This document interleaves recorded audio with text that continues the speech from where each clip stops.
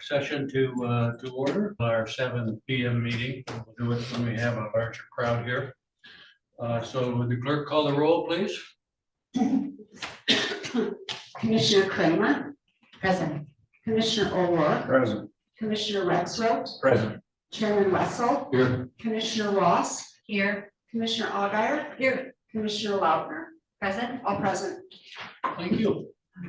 And thank you to the public that's here. We have one agenda item, and that is our administrator plan and interviews. And we'll start out with anybody that wants to speak on that topic to the board. You have up to 3 minutes for public comment.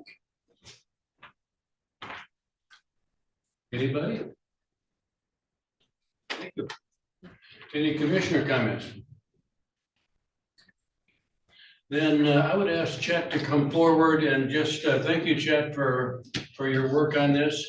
Would you just briefly tell us how you see today going? Yeah, good afternoon. Well, let me just back up a little bit. Several weeks ago, Chairman Wessel asked me if I knew of any people that'd be interested in serving as the interim, as a stopgap from when Miss Ellen leaves on April 12th to whenever you hire someone in the transition. So I'm guessing even if you go with the original, which is a very aggressive schedule, even if you pick someone in May, the odds are, if they have other commitments, family obligations, so forth, don't know when they'll start. So I'm guessing you probably have to have an interim for about at least 3 months. Could be anywhere from 3 months to longer.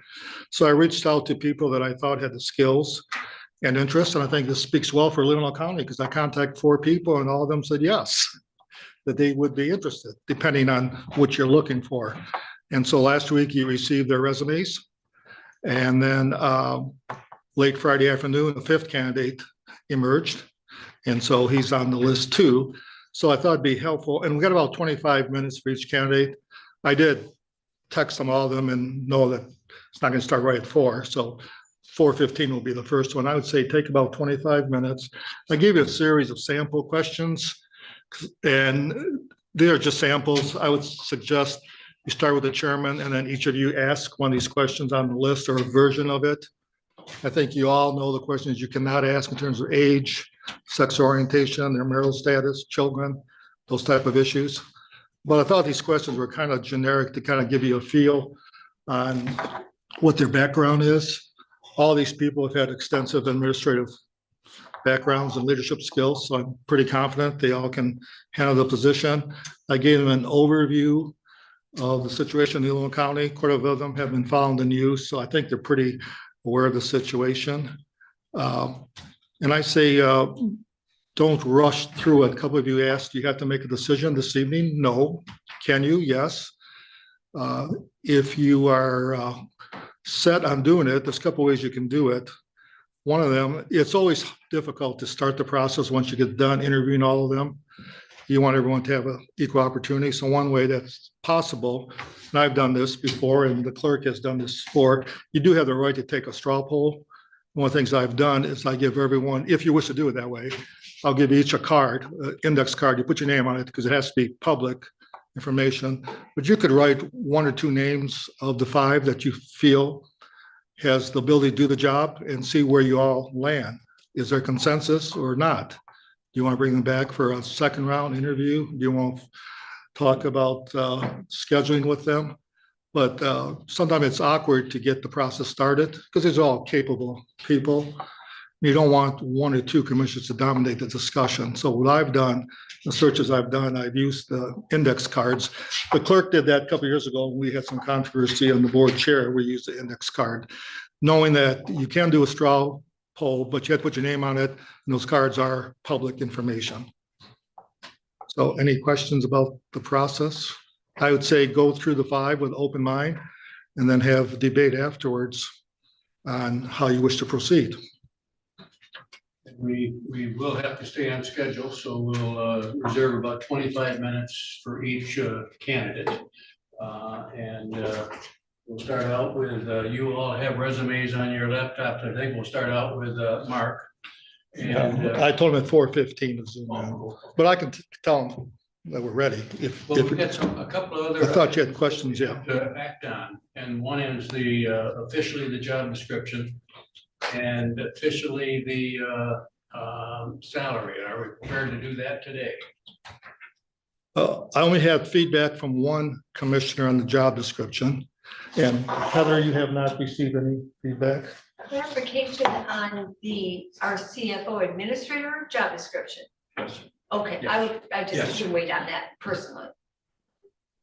Do we need that before you can officially start the search? Well, I would think you'd want to do that first. Now, two things I think are critical is the salary range, which I think you were pretty close to last week. If you're just talking about minor changes in the job description, that can wait in Kalkaska, because we posted once, didn't get the right type of candidates, and they decided wisely to reopen the search and do it again. And they want some changes on job description, so we posted it as a draft job description, just to get the process started. So you have that option, or you can wait. Now, the schedule I came up with last week, I mean, and I mentioned it, it's quite aggressive. There's nothing magical, but I would say don't rush through it, do it right. But if you have thoughts about, it's not so much about wording or anything, but specific duties and responsibilities that you want to add or delete, you probably should get that consensus. You don't want a candidate come in here thinking this is the job, and some of you thinking, no, this is what we want that person to do. So until you feel comfortable with the job description and the salary range, I don't think you should post the job. Michelle, I'm sorry, the salary for the administrator CFO passed at the executive, and that is on the agenda for tonight. For the administrator CFO, correct? No, you. 110 to 140. And they did that, I think, on a 7-0 vote last week. If there's just minor changes you want in the job descriptions, maybe you could assign that task to one or two commissioners to work with that, so that way it doesn't, if it's just minor, if there's significant changes, you as a board want to see them, but if it's just minor verbiage, that type of stuff, to keep the process going. It strictly is up to all of you how you wish to proceed. I guess just asking, I mean, trying to proceed, if there isn't like major things that you see in a job description, could we follow your advice with the draft? Because there's even a slight chance, depending on the client, the person really, okay, someone shows us something we hadn't thought of, maybe that would be a discussion item. Anyway, I don't know how the rest of the board would feel about that. I didn't see anything myself majorly in the job description. I apologize for saying. I have to tell you though, because even though I drafted that, this summer when I was working in Kalkaska, I probably downloaded 8 to 10 job descriptions, and they're all pretty much identical. I think at some point, somebody must have drafted one and kind of spread around, because if you look at the ones I found, they're pretty identical. You know, sometimes the order is different and everything, but in terms of general duties, if you want someone with leadership, administrative, as well as financial experience, they're pretty generic. I did give you some other ones that were controllers. They were more focused on the finances, but once again, I think I sent you all the article about the Controller Act. So you know, if you wish to go down that path, I'm not saying you should or should not, but there are some legal consequences if you want an administrator / controller. And there are counties in the state that have that. do we have a motion to reflect what you just suggested? I would make that a motion, I guess, that we accept the job description as submitted as a draft so we can get the recruitment process going. Or discussion? Emma? Not really comfortable with it, to be honest. I thought we were sent this material on Thursday or Friday last week. It's the same one you got about 10 days ago when I sent a package out. I had one feedback, and that's from you, so thank you for your comments. I mean, I thought it was our responsibility to get ahead of this and to be proactive, and I'm a little disappointed, to be honest, because I worry a little bit about drafting something and changing it once we get into the process. I don't know, If you're going to make major changes, I would agree. If you're talking about semantics or just the order, that's a different thing. So I guess it's up to the 7 of you, whatever you feel comfortable with. If you wanted, I could amend my motion just to approve the job description as presented. but we've only heard You're from not one comfortable with person, that? me, Yeah, so. yeah. I mean, I had some minor changes and thoughts that I would like to see possibly put into this final, but then I'm just 1%. Any other discussion? The thoughts, your suggestions, I didn't see anything significant there that would alter anyone from applying or not applying though. Do you want to go over those if you want, No, if that makes a difference with all the commissioners? No, I don't think we have time today, but Okay. I guess, the tone of it, the professionalism of it, I really wanna get this right. I wanna get this right, so, if we do make it a draft, I would say we need a date and a committee or something, us to commit to getting it in a final form, ASAP. I think the direction that Chet gave us when we met was if we had any suggestions for change to get those together. Or, He said he's logged on. I looked at it and I thought I was comfortable. That's probably him. He said he's trying to log on. Went, and then Melinda. I'd like to get it started, so I would vote for that motion. I'm gonna suggest tonight that we just FYI, so you guys can be thinking that we up the salary range to 150. Because we need to get somebody with finance, and we may need that, To do that at the board meeting. but I do that tonight. I just want you guys, I want to plant it. Mr. Lutton? I was just looking for something, I was looking for the paragraph that talked about communication to commissioners. And I would have just liked something perhaps a little bit more along the line of keeping commissioners abreast of day-to-day type stuff. I was looking, I mean, that's what I would have been looking for. I just think it's really super important to the board of commissioners to be aware of all those things as they're going on.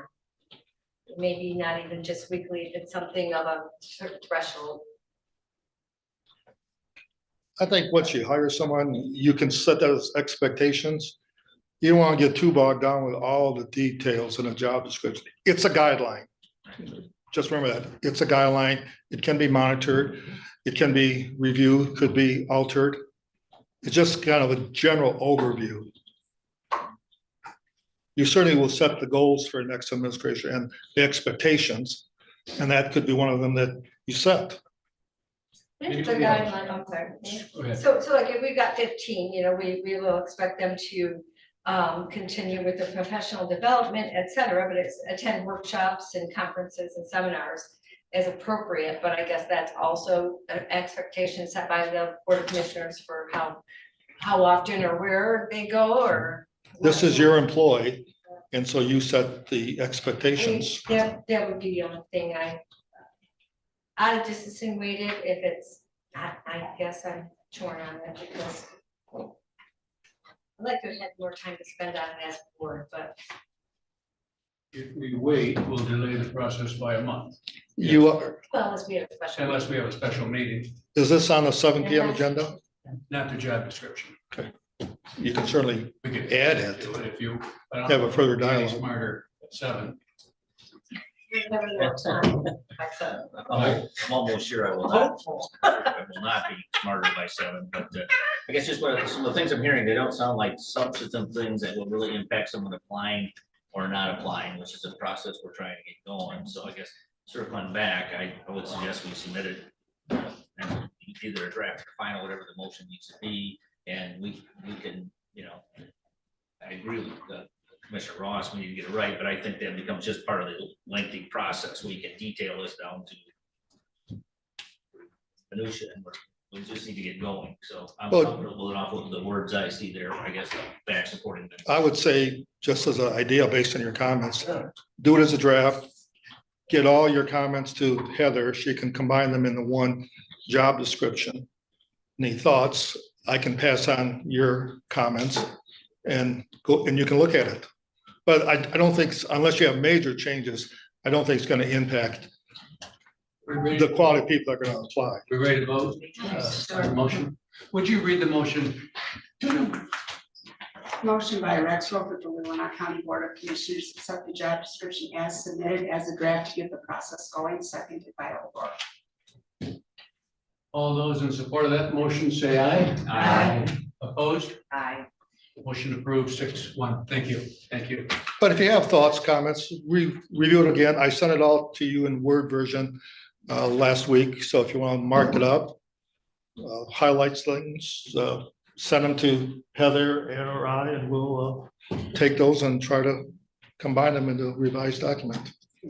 We have Mark Justin on Zoom. Good evening, Mark.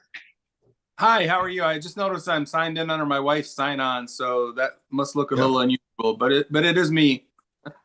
Okay. Do you have the video option, Mark? We can't see is the you. video not on? No, we cannot see you. Okay. There you go. There. There. I got you. Well, Mark, all 7 commissioners are here. We thank you for joining us tonight.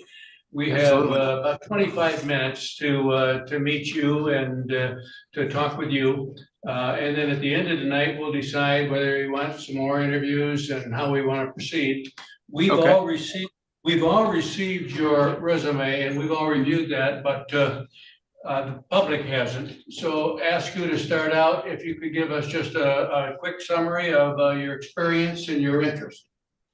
Sure. Yeah, absolutely. A little bit of summary about me is I grew up here in Gladwin, graduated here from Gladwin High School a little while ago, pursued a career outside of the state in the consumer packaged goods industry, spent a long time doing that, moving up through various strategic roles in Fortune 100 companies.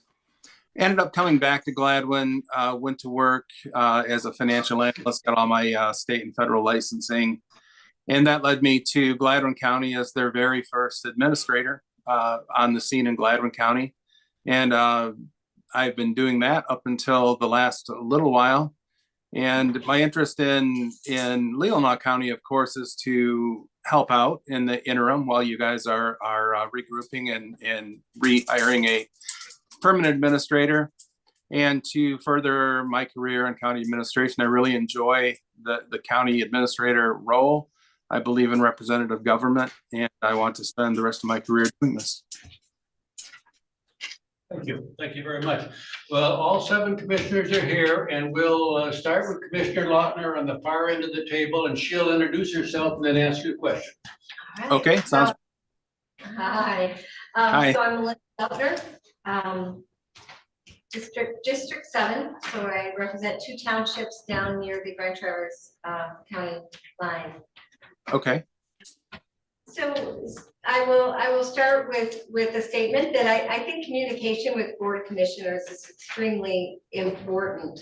Mhm. So during your time, if you were to serve as interim administrator, what would your style be, or what is your style when it comes to keeping the Board of Commissioners, department heads, elected officials appraised of issues of importance? Sure. Yeah, I tend to over communicate on things. Whatever anyone's personal style of communication is. Some people like to use email, some people like to use text, some people are a phone call. I'll adapt to that. I believe that, the administrator works for the board, so it's important to be in regular communication with the board on all matters. And the same with department heads, a little bit easier there because you can get FaceTime with them when you need it. But yeah, I would adapt to whatever style each individual prefers to be communicated with, and kind of adopt that as my regular style. Yeah. Okay, thank you. Commissioner O'Rourke. Yes, sir. Jim O'Rourke, I represent District 2. And that would be Elmwood and Bingham, probably the most populated area. I guess the question is, in your career, can you tell me about your most proudest professional accomplishment? My proudest accomplishment, oh gosh, there's been many along the way. I'll use the county administrator role for one. When I came on the scene in Gladwin, I was the very first administrator for Gladwin County. The scene had not really been set well for an administrator. There had not been a lot of preparation for an administrator to come in. And one of the first projects that I was handed was the ARPA funding. Nothing had been done with it. At that point, there was a lot of community pressure for what is the county doing on these funds. So with the board's approval, I put together a task force of community leaders from the schools, from business, citizens, and from local government. And we put out a call for projects, and we identified the criteria that the county was going to use to approve ARPA funds. We got an overwhelming amount of projects in from all areas of the county.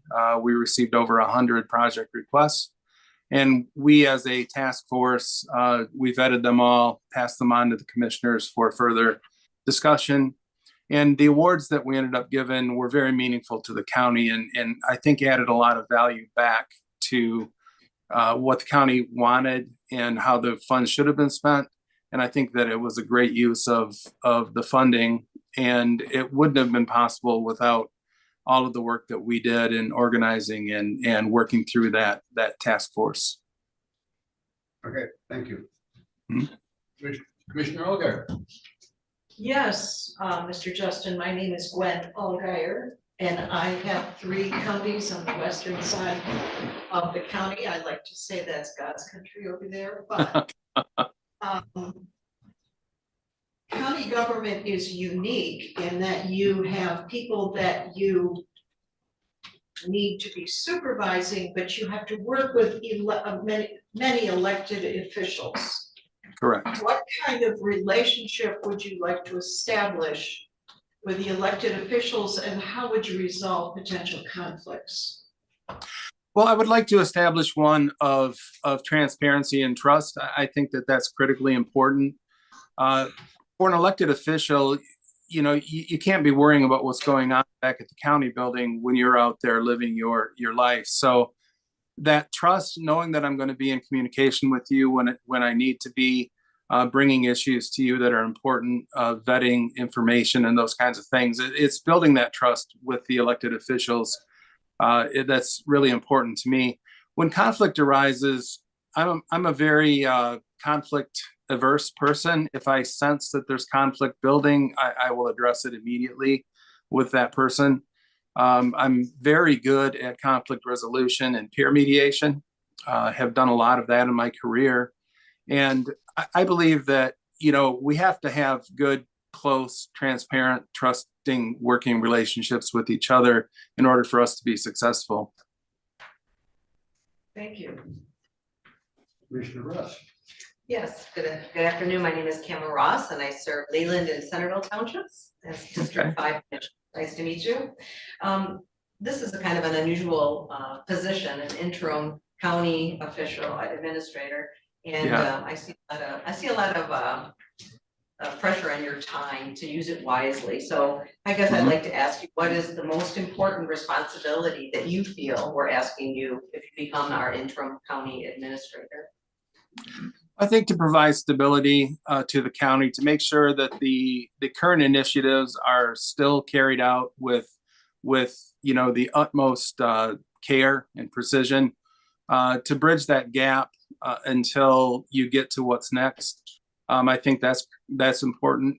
But yeah, just to provide stability within the county building, within the government, make the department heads feel like there's still a conduit there between themselves and the board. Someone who has experience, has done that, and can fit in pretty quickly and not have a lot of lead time. There's always going to be a learning curve, no matter any time you go into a change. But I believe that I can come in and be farther up that learning curve than most, and jump right into the projects and provide that stability for the county. Thank you. Commissioner Rexroth. Yeah, Commissioner Douglas Rexroth, District 3. I guess in reviewing your resume, it seems like your county government experience is limited to starting in 2021, which might have some concerns for some of our commissioners. I was a little confused. Your resume says August 2021 to present. Correct. And so I'm a little confused how you would approach that job and this job, or what your plans there are. Oh, I'm no longer the administrator for Gladwin County. Okay. That position has ended. So Okay. I'm not in that position anymore currently.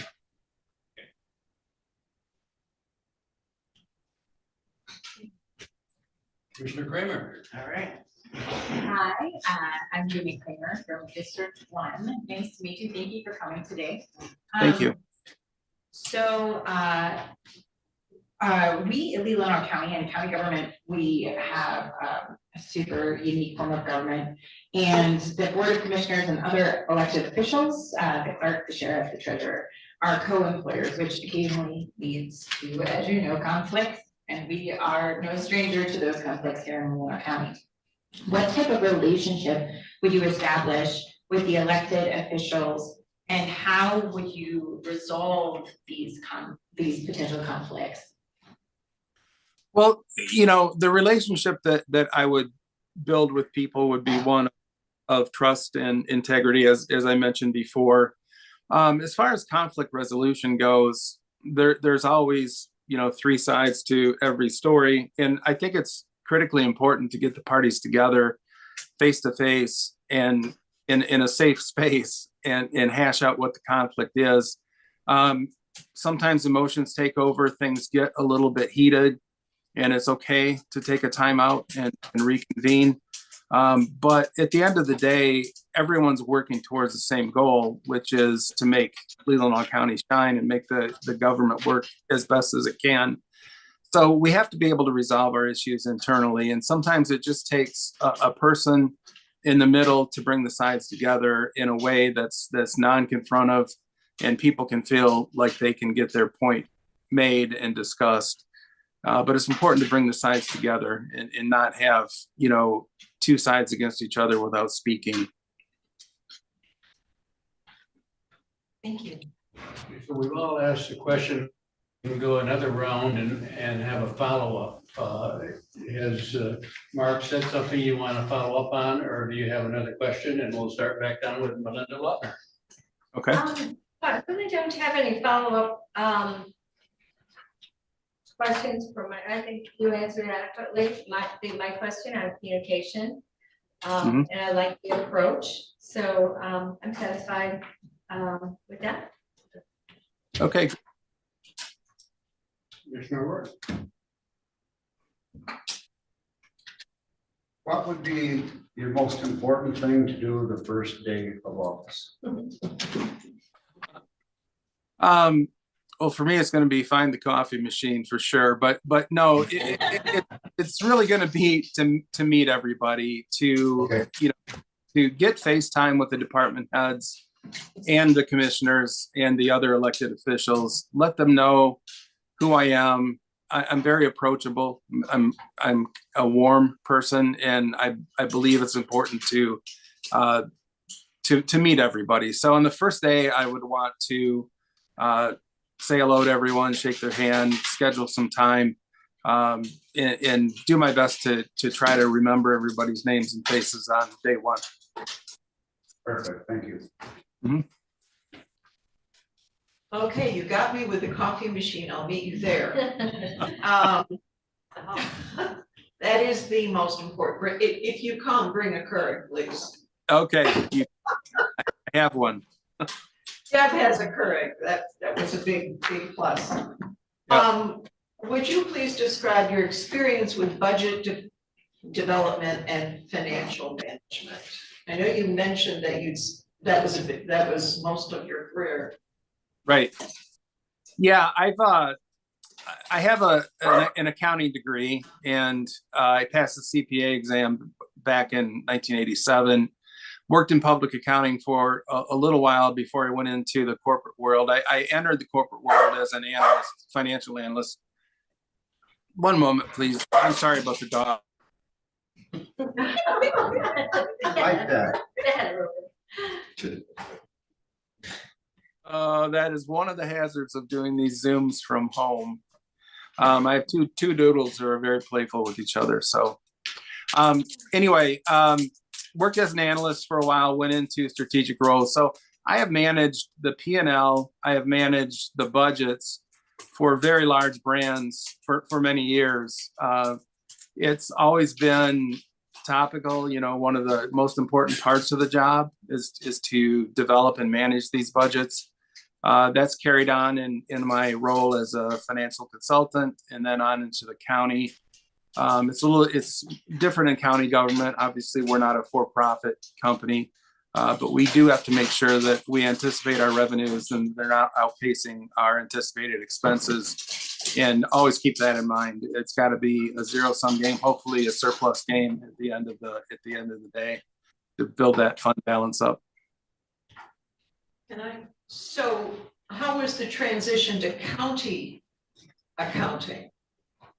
It was pretty easy. You know, fund accounting is accounting at its basis, I think. You know, we have, like all county government, special funds that need to be accounted for, funds that are earmarked for special funds. They come from millages or grants or different things like that. So keeping track of all that is logical.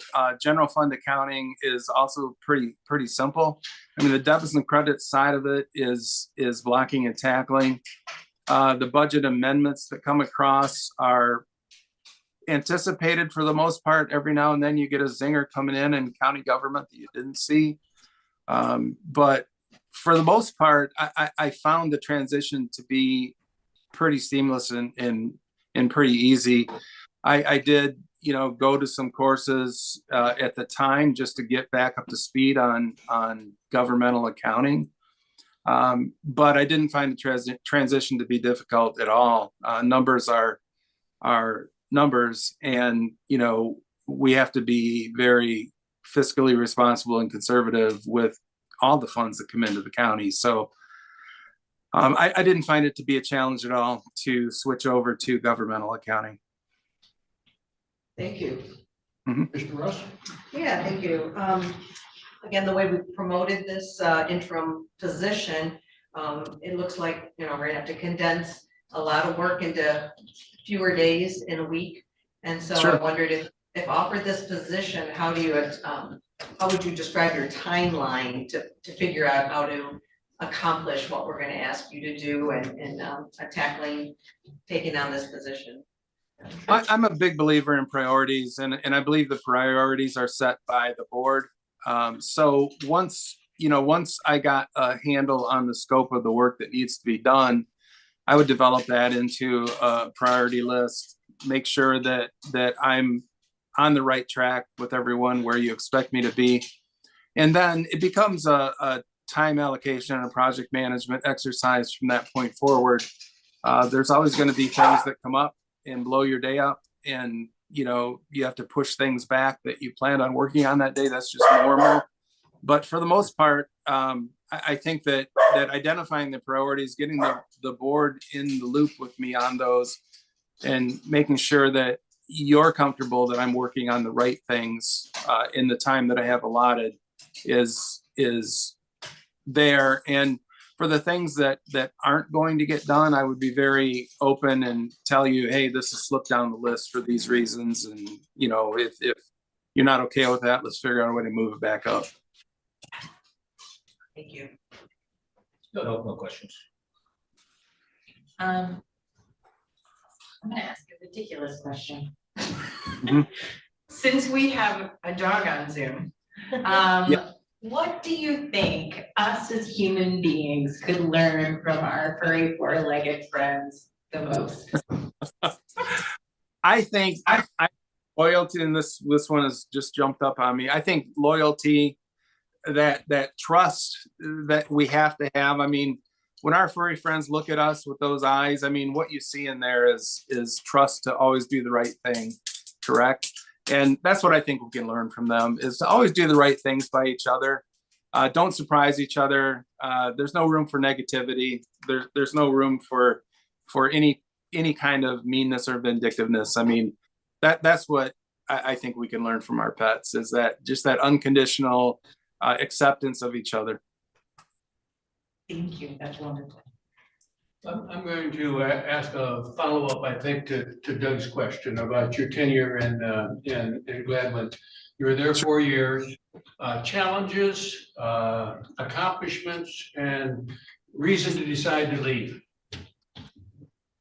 The challenges were mostly driven by the playing field not being prepared for an administrator to come on board. The board made a decision to hire an administrator, but really did nothing to prepare for an administrator. And with a long-term elected treasurer in place and a new clerk who was, trying to establish themselves in a entrenched way in the county, it made it very difficult on the upfront to be able to get the right tasks into the administrator's office that needed to be there. I consulted with Mac quite a bit on it and ended up pulling in a long-term administrator from an adjacent county as a mentor and coach to come and work with our board and to work with me to be able to better identify how the county looked with an administrator in place. But still, it was very difficult just due to some of the turf issues that were going on due to my presence there. As far as any other challenges, I didn't really find the workload as the administrator. I didn't find any huge challenges. A lot of project work. Like I mentioned, the ARPA funds was a lot of hours and a lot of work. Same with the opioid settlement funds. I've built some collaborative relationships with adjoining counties. We're working on building a regional juvenile facility, for example, with 5 other counties. And that was spearheaded by me just due to the need of placement of juveniles. It's in crisis in most of these northern central counties. Same with our solid waste management. I had to put together a group with some other counties for us to attack that problem. So that's typically what I do is I'm very collaborative. I think that by pooling resources, sometimes we can get a job done better and easier when we don't have the funding to do it ourselves. As far as why I'm not with the county anymore, we had a $2 million budget deficit going into fiscal 2024, which also goes back to the county's decision to hire an administrator. They really couldn't afford to hire an administrator, so it was a little bit shocking that they did. So that coupled with, I'll classify it as a conflict of I had an ethical, I had a problem with one of our commissioners' choices they were making in terms of transparency to the public.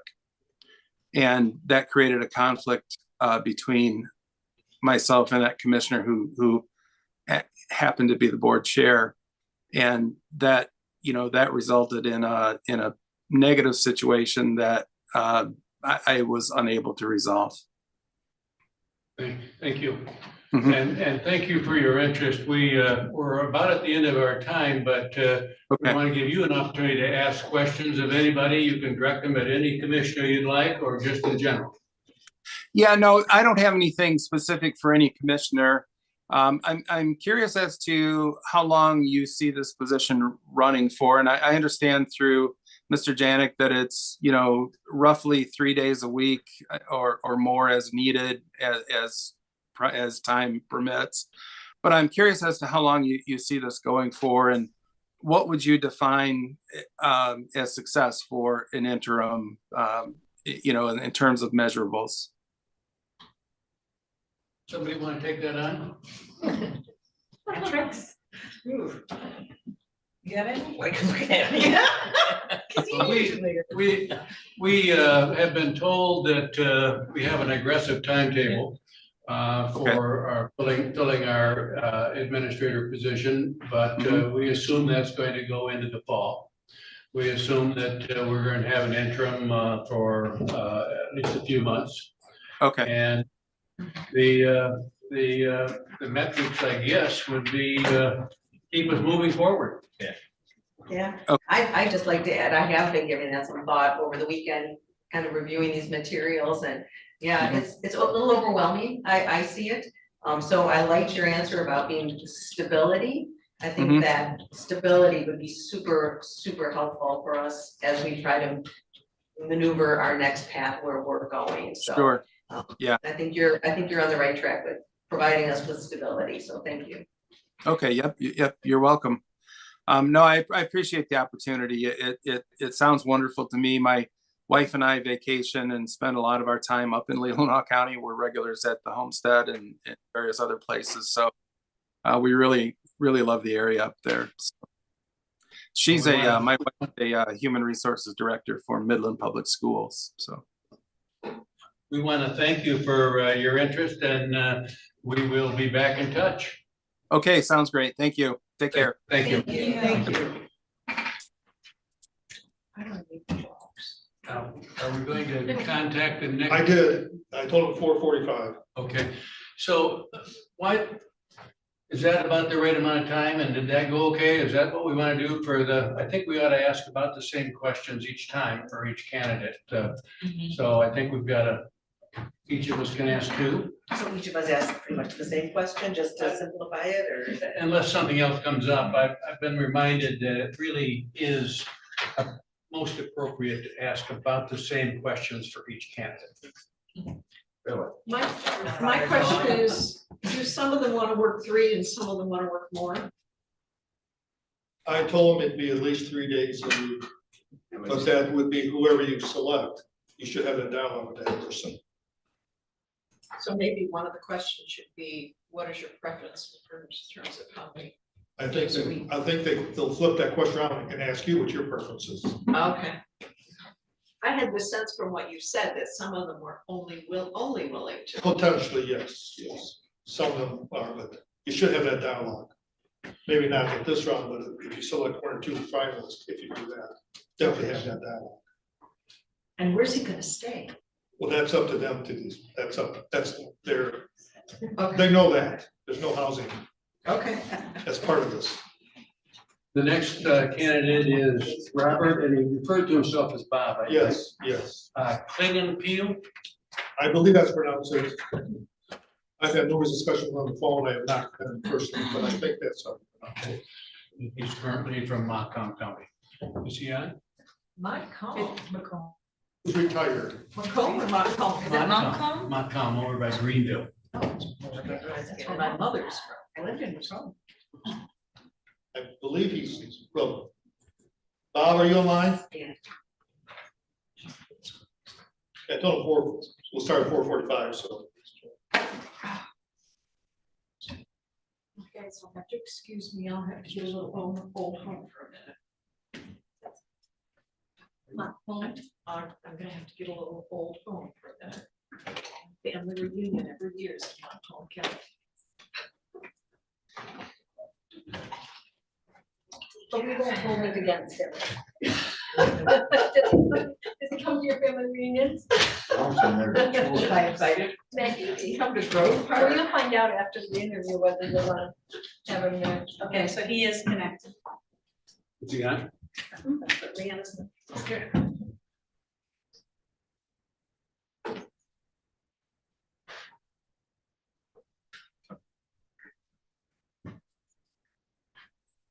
Bob, are you on?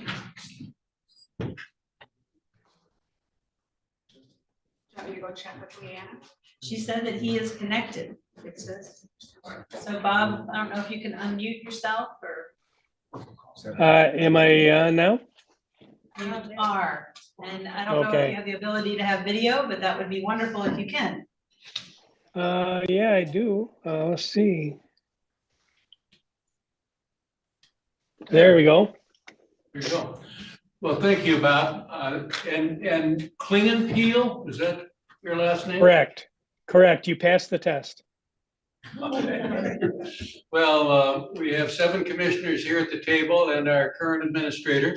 The process tonight is about 25 minutes to just get to meet you. And then we're going to talk about who we talked to today and decide what our next steps are. we're going to ask you a series of questions, and then at the end, we'll ask you if you have any questions for us. But because we've all looked at your resume, but public in the audience have not, could you give us kind of a summary of your experience and your background? Sure. You know, as a kid, grew up, did a lot of farming.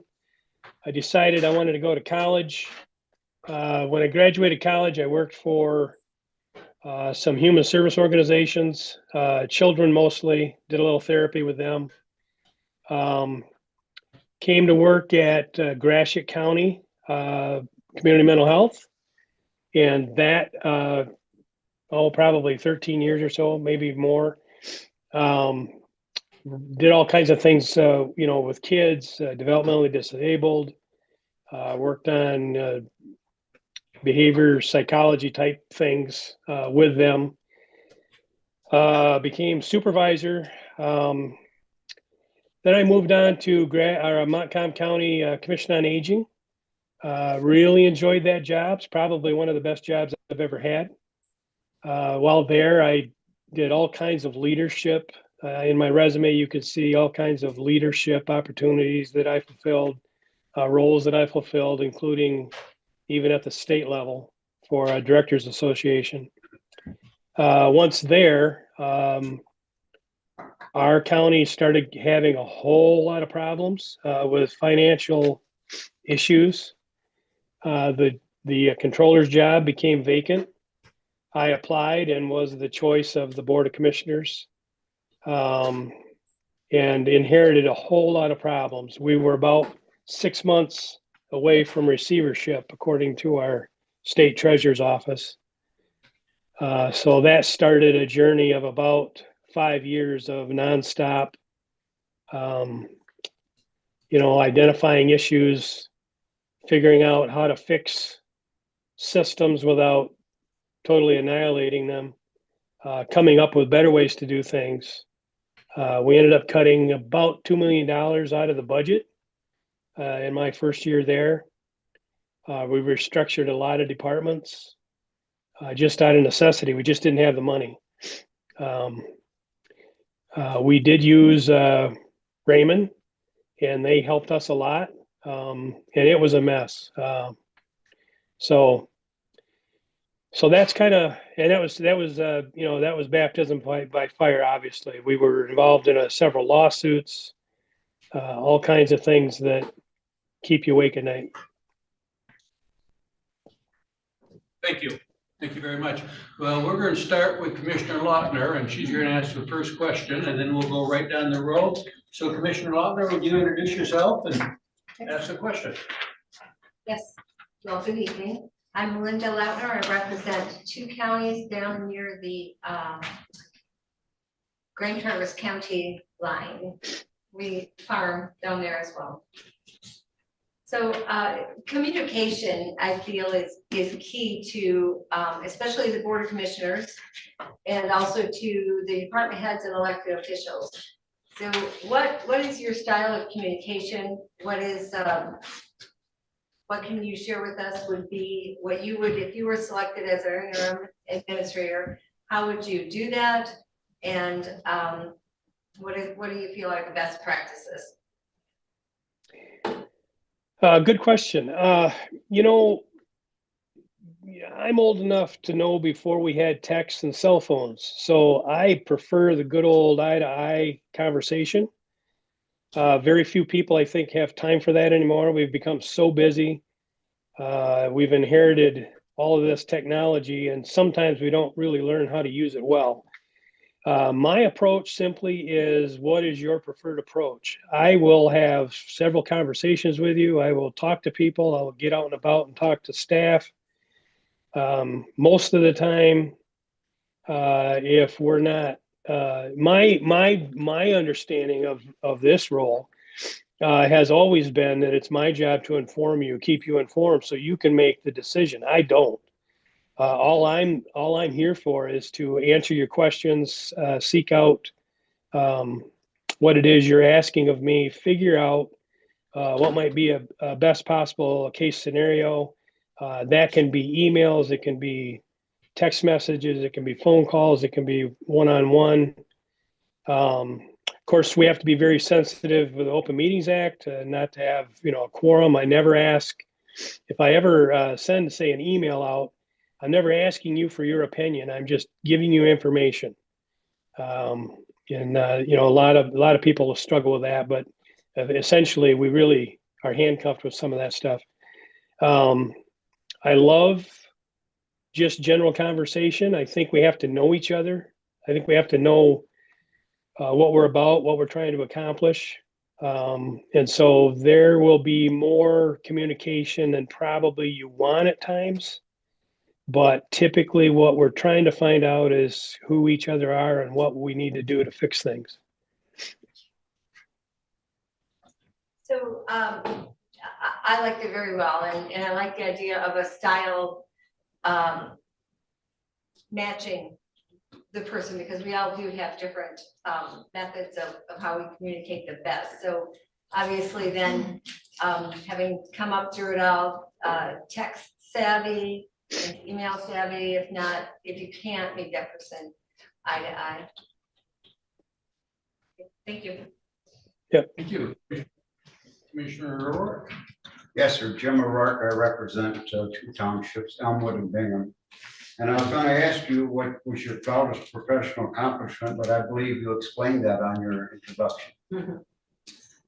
So I guess you also mentioned something about a troubled time with lawsuits. What's your opinion of lawsuits and how do you get out of them, or how do you settle it? Don't get them in the first place. The only ones that win are lawyers. Our case, now let me back up. I think at times there absolutely you have to draw the line in the sand at some point, right? I think you have to do what you can to mitigate it.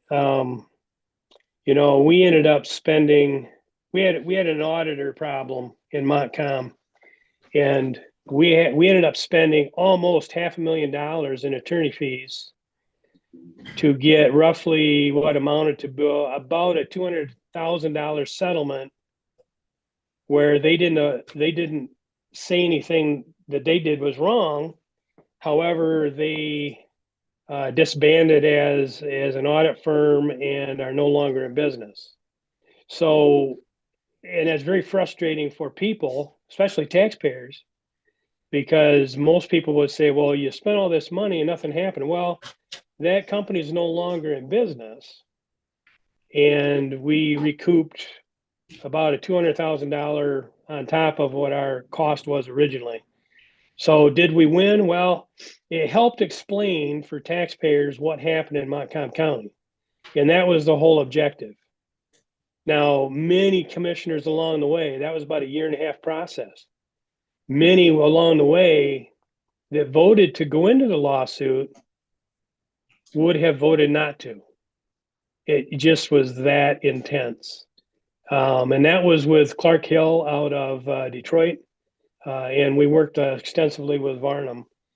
So there were a lot of things wrong. We weren't really pointing fingers, but we needed to say, look, it wasn't just us that dropped the ball. So I think attorneys in general, if it's just general counsel, I think they can be extremely helpful, but I also think they can be overused. Thank you. Win. Hello, Mr. Clancyfield. My name is Gwen Allgeier, and I have to say that my family reunion every year is in Carson City. Oh, great. Yeah, that's 20 minutes for me. Yep.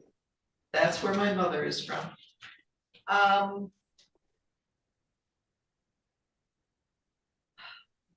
County government, as you found out, is unique because you are not only supervising employees, you are working with other elected officials, several of them. Yeah. In addition to the county board, you've got a treasurer, you've got a register of deeds, there are elected officials. What type of relationship would you like to establish with other elected officials? And how would you resolve potential conflicts? I've had a really good relationship with our elected officials, worked hand in hand with most of them. Typically, I would be the person that they would come to say, hey, here's what I'd like to do. What do you think the commissioners would think about it? I'd have sit down conversations to say, what are you trying to accomplish? Is it in your budget? Where are you headed? I think that the role of the administrator is to kind of be a buffer between the statutory empowerment that our elected officials have, and yet you carry the power of the purse. And so there has to be some type of mutual understanding that elected official, let's say the sheriff, has to get along with the majority of you to have a functioning relationship. Any given day, our elected officials, say it's deeds or treasurer, are met with new regulations, different ideas, new software, things that kind of can spin their entire department out of control. And somehow we've got to have a coordinated effort to make all that work. I had monthly meetings with all of our elected officials and department heads. Sometimes that worked, sometimes it didn't, but I still met with them at least once a month individually, just to kind of keep on top of things. And if there were specific issues, then obviously I would reach out to the commissioner, of record. Let's say it was a couple townships, and have that conversation if the sheriff didn't feel like he could approach you personally, if that makes sense. So that happened a lot. With regular department heads, I certainly let them do their job. With all of them, I would say to them, you need to let me know what you need from me. I'm not here to do your job. I'm here to help you do your job and help you connect with the commissioners. So that's essentially how. And I know obviously there's a difference between directors and elected, but you have to treat people, I think, at the same level. Okay, thank you very much. Good afternoon. My name is Cameron Ross, and I'm a District 5 County Commissioner. I'm going to zero in on the interim nature of this position, and my question is that Mr. Janik has offered this as minimum of 3 days per week. And so this position is going to require you to deal with a lot in a very short period of time. So I have, how would you ensure promptness, accuracy, and courtesy under these conditions? Specifically, how would you think you're going to handle this 3 day a week to get a job done? Yeah, 3 days a week, I think is ambitious. I certainly would be open to more than that. I think at least initially, I would want more days per week, because you're getting the lay of the land. You're learning what the issues are at hand. I would be learning who you are and what you want to see out of this interim time. What I can do to help this process. Maybe talk about hotspots, things like that. So I don't look at it as it would just be 3 days a week. I look at it as it certainly could be 5 days a week. I could commit to that if necessary. It is a big job. I mean, you don't know coming in where are the problem spots, if any. How can we use this time to best set Leelanau County towards the next county administrator and be a successful adventure. So that's my focus. That would be my focus. Great, thank you. Doug Rexroth, District 3. What would you say would be the most important responsibility of this interim administrator position, and what would be your approach to executing that responsibility? Well, I think you have to triage any threats, whatever those might be. Any given day, you come to the work and all of a sudden you have something you didn't expect. There's also most likely hot spots, things that people are working on, maybe a project, maybe there's personnel issues. So you really have to assess, do a good job at triage, if you will, each day, what it is you have to accomplish to make it better for the next day. If it's just standard operating types of things, that's great, but you always have to be ready for what's next that you didn't expect. There's always somebody that you don't even know has a problem right now that is all of a sudden going to knock on your door and say, I've got a problem. So you have to be flexible. You have to be able to bounce with what the needs are. Thank you. Hi, I'm Jamie. Nice to meet you. County government is a unique form of government. The board of commissioners and other elected officials, including the clerk, sheriff, treasurer, etc., are co-employers, which occasionally leads to conflicts. And of course, Leelanau County is no stranger to this. So what type of relationship would you like to establish with the elected officials? And I'd like to add to this question with the department heads, and how could you resolve these potential conflicts? Well, I believe to have a good functioning county government, the department heads and elected officials have to know each other. They have to work together when they can. Many times when I was at the Commission on Aging, at least once a month, I had the sheriff there talking to our seniors. I had the Register of Deeds. If something came up with them, maybe the treasurer's office would have a presentation. Whatever could kind of cohesively bring them together, because while they have different jobs and responsibilities, we're all part of that county government umbrella. And so there has to be this spirit of teamwork to make all that work. They have to not really get in the way of each other's jobs, but understand and get to know each other so they can help each other. Typically, let's say it's election time, or maybe there's millage. There are county departments that have access to people that normally, say, the sheriff wouldn't have access to, and yet they could provide the sheriff some time to talk about something coming up, say it's an election or a millage election, that type of thing. So, I always tried to foster a mutual working relationship between departments, just to make sure that there wasn't this silo type effect where nobody knew anybody else. So, that was just how I did it. I obviously at an interim level, some of that may already be happening. Some of it might not be happening. If it's a sit down between a couple of department heads or a couple of elected officials to have discussion, that's what I would do. Back down to Commissioner Lautner. Yes, thank you. I was just wondering if you could explain to me,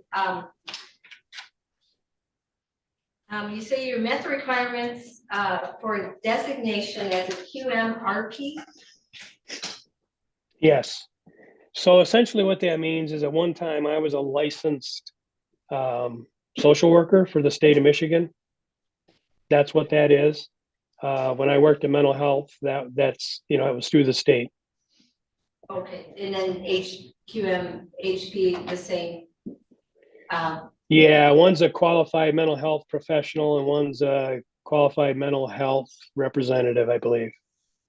Okay, thank you. I've passed for questions. Thank you. So you mentioned some experience with budget and financial headaches. Yes. So you had to work with people to resolve all of that. What is your, do you have experience in the budget and financial management realm beyond just working in the muck? Yes, I mean, obviously, so that's, and when you're talking about county government, you said it right, it's muck. What I did was I always said to our commissioners that I don't have to be the expert in the room if I know the expert in the room. When we realized the problem we had to essentially dump our old system, which was Munis. We went to BSNA, which is no easy matter. We started actually generating reports that made sense. I assembled the chairman of the board, the vice chair. I had an accountant at the time, our treasurer.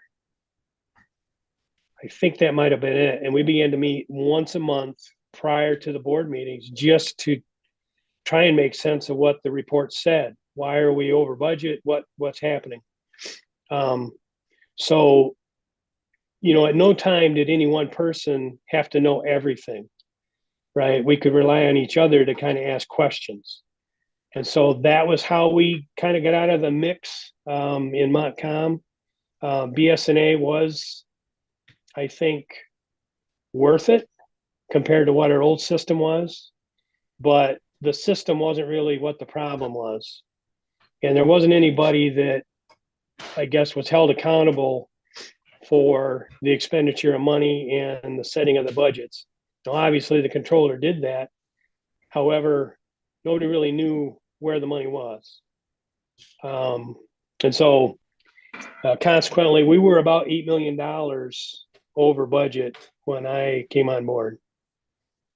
So obviously I had to learn a lot in a hurry, and I did a lot of that with people already there that knew what they were talking about, right? You just got to have conversation. You got to find out what you know and what you don't know. Okay, thank you. That's true in many areas of life. Yes. Great, I'd like to follow up that with, coming to this interim position, could you tell us the 3 most effective leadership qualities that you would bring as an interim administrator for Leelanau County? Well, first I would want to meet the people and just listen. There's a lot of people that are already preparing an answer, and I think that's a flaw, a leadership flaw. I think most people just want to do their job. They like credit for the job they've done, and they like to know that they're valued. And so to me, that's the leadership triangle. You have to value people, you have to listen to people, and you have to advocate on their behalf to figure out what's the best for the county moving forward. There's a lot of people that work in the county every single day that are never told they're doing a good job. And how many days, how many years can you do that before you've lost your staff? So staff have to feel valued, number one, or you can't lead them anywhere.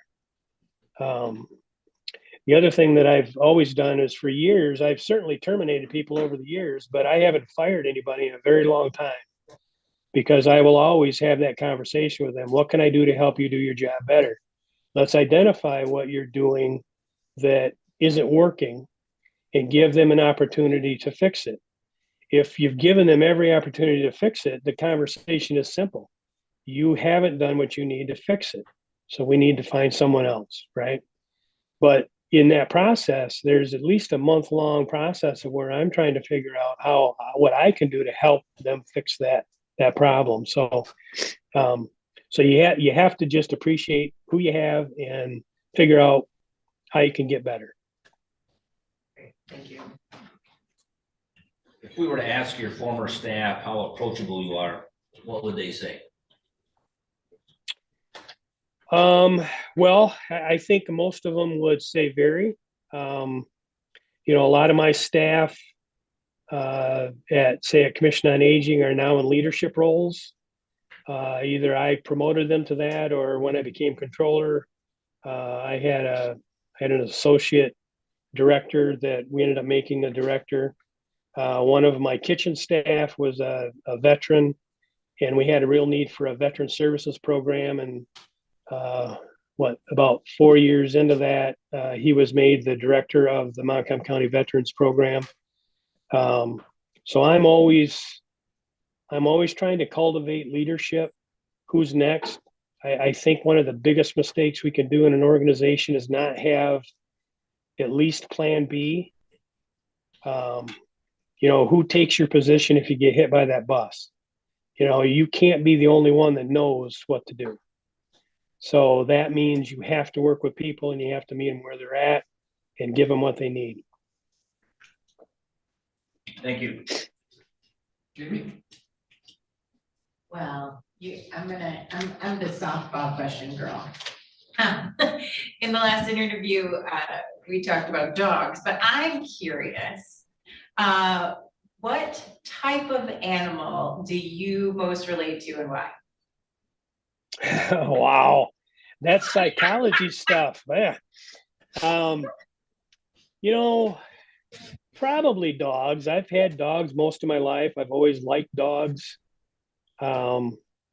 You know, I like their undying love. You know, you can have a really bad day at work, or everybody can hate you. When you walk in, they give you a cold nose, and all you got to do is pat them on the back, and they're happy, right?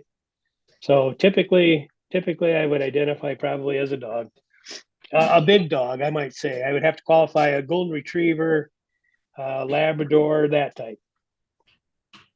Thank you. Bob, we really appreciate your interest in joining us today. We're about out of time, but we do have time if you have any questions for us.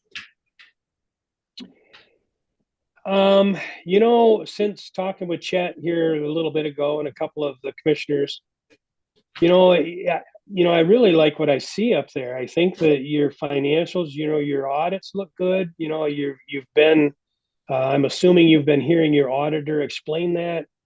You know, you asked Raymond Robson in to kind of assess your finance department or you know, that process. You know, they're by far the number one person I would pick. I worked with Stephen Bland out of Grand Rapids, which is the head of it down there. Just top notch. I mean, expensive, but you got your money's worth. You've got a template for what you need to do go forward.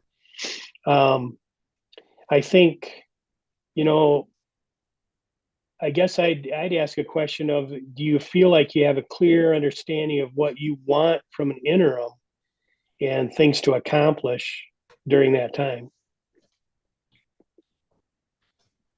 Melinda, do you want to take that on?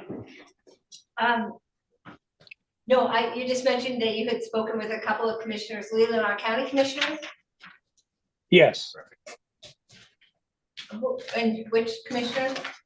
Ty, and I'm trying to think who else. I forget now who that was. That was a conversation probably a month and a half ago, something like that. Or earlier than that, before. Oh, yeah. It was about Right. Your experience and finances in Montgomery County. Correct. Yep.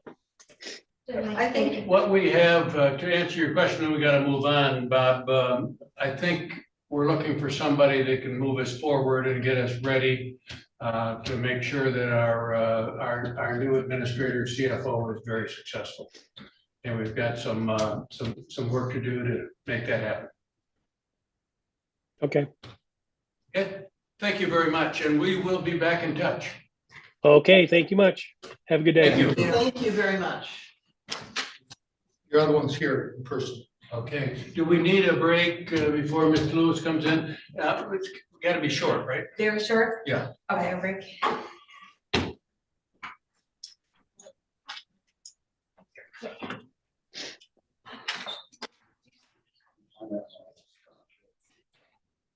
Jamie, I lost a bet, thank you. You did? But you were going to ask me how many dogs he had. I was like, I didn't want to. Richard's here. Okay.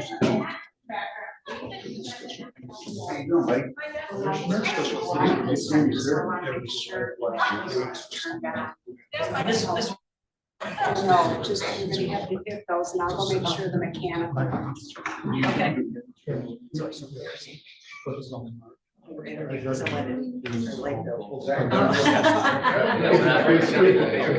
Was that a next question?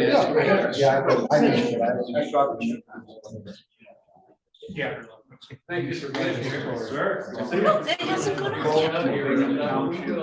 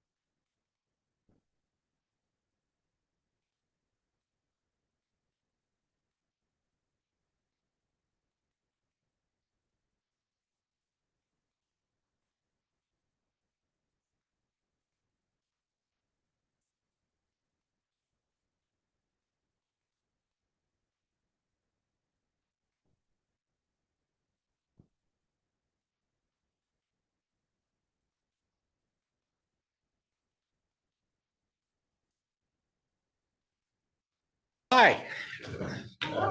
We have an ambitious schedule today. We have about a half hour to spend with you. Okay. And we'll all share in some of the questioning. Okay. And then after we talk to the people that came in today, we'll be talking amongst ourselves and deciding how we want to move forward. Great. We've all looked at your resume, but the public is not. So we'd ask you to get started by giving us an overview of your career in Traverse City and Elk Rapids and Suttons Bay and all over. All over. Well, my career started back in, what year was that? 1987. When I started in county government in Kentucky. You'll probably pick up a little bit of a twang before this is over with. I've been accused that when I get excited, I go Southern real quick. So just be prepared. Anyway, I started my career in county government in Kentucky. Ended up being my first city manager's job was in Western Kentucky in a small town of about 3,500. When I was there, ended up also taking on another city at the same time. The only thing that separated the two cities was the state line of Kentucky and Tennessee. So I had a dual, but I don't know if that's on my resume. Got larger. I moved up here in 1991 to be the city manager in Traverse City. I was privileged to be able to be there for a little over 17 years. And I was able to raise 5 daughters in Traverse City, and none of them got in too much trouble, I don't think, unless the narcotics guy tells me something I don't know later on, which may be a surprise too. In my age, I'm starting to learn things that I didn't know anyway. Anyway, I left the city in 2008. It was after 17 years there. The kids were all raised. It was time to, if I was ever going to have an adventure, I better start doing it now before I was too old to enjoy an adventure. Went to work for a very large engineering company who had the privilege of being in Abu Dhabi. I had the privilege of being in Afghanistan I was in the country for 12 months. I had the privilege of working in Colorado in the Denver area for 2.5 years. Then I ended my official career in 2013 when I finished, or 2013, 15, whatever. When I turned 62 out of St. Joseph, Michigan, where I ended up being city manager there for 2 years. Anyway, since then, I've had the privilege of being an elected official, so I know a little bit about what you guys got to go through. I swore I was never going to do that, but that's what I get for saying never. I've eaten that word quite a bit over time. I was privileged to be able to work in Suttons Bay. They needed an interim, and so I took it on. It was a great opportunity, and it's a good position to be in because someone like that that's an interim is trying to help you folks keep the ship going this direction while you work on the bigger decision, which you've got the harder thing to do. You got to find somebody else to come in and do to manage this. I also had the privilege of doing that in Everett, and also as Mr. Russell said, he's seen that I was in Elk Rapids about a year ago about this time. I was asked to put my name in for here. And, I said, I'd be glad to serve if that's what you would like. Again, my job is to help you to keep this ship running in this direction. I'm not going to help you take on any grand new ideas. That's your next manager to do, your next administrator, because they're the ones that's going to do that. But I'm not too worried about it. I am very confident that this county has great administration and great people working for them. So my job is just to keep it aligned, keep everyone from hurting each other to the best of my ability, and just to be here to assist you. Like I said, being on the elected side, once as a city commissioner and just recently as mayor, I kind of get what y'all have to go through on a daily basis. So I'll try not to create any more headaches for you than you already get on a natural basis. So that's it. So thank you, Mr. Lewis. And we're going, each of the commissioners have a question or two for you. Okay. And we'll start with our most senior and experienced commissioner, Commissioner Lautner. This lot. Hello, senior in years. Careful, careful. Only. Inexperienced, I did identify that. Yeah, thank you. You'll excuse me, but my sinus has decided to take over yesterday, so. Best Okay. time of year. Yeah. So I'm Melinda Lauber, I represent Solon and Castle Township. Okay. So I have been asking a question of communication. I feel that communication is absolutely key for the commissioners Mhm. as well as department heads and elected officials. So what is your style of communication, basically? Mostly my style is I will send written updates to you. I'll send them via an email. That's the best way that I know to keep you apprised on a weekly basis or bi-weekly basis, whichever way you would like to do it. I'm not very long-winded in it. I give you the highlights, and then what I really prefer that if there's something more you need to know or you're curious about, I prefer you just come by and have a cup of coffee. That's if you can, or give me a call. Again, my job is to keep the ship afloat and keep it heading in the direction you all wish to continue to head into. But you need to know what's going on, and mainly, I don't like surprises. I don't like to offer surprises. You need to know what's happening before anybody else knows what's happening. Surprises will happen. Can't stop it. My career has been around. How do I help to manage that? So if it's that important, you will get a phone call. And of course, nowadays we have text. When I left 2008, texting was, I don't know if it was even created yet. The iPhone had only been out a year. So I'm still working on some of that technology myself. So basically, you need to know what's happening. Thank you. But I really like for people to stop in and say hi. Certainly. Chet, there is a coffee machine in that office, isn't there? Chad? Okay, there you go. Definitely key. Yes, sir, Jim O'Rourke, Elmwood and Bingham, and I really don't have any questions. I'd like to thank you for all your dedication, especially to Traverse City and the years. Thank you. You made that a better place to be. Well, with the help of a lot of my friends, and some are not my friends, but we all still work together to make it happen. Supported the police a lot. Actually, thank you. My name is Gwen Allgaier. My district is Glen Arbor, Cleveland, and Empire. So you're on the west side. I'm on the west side, I'm on the Gold Coast. Okay.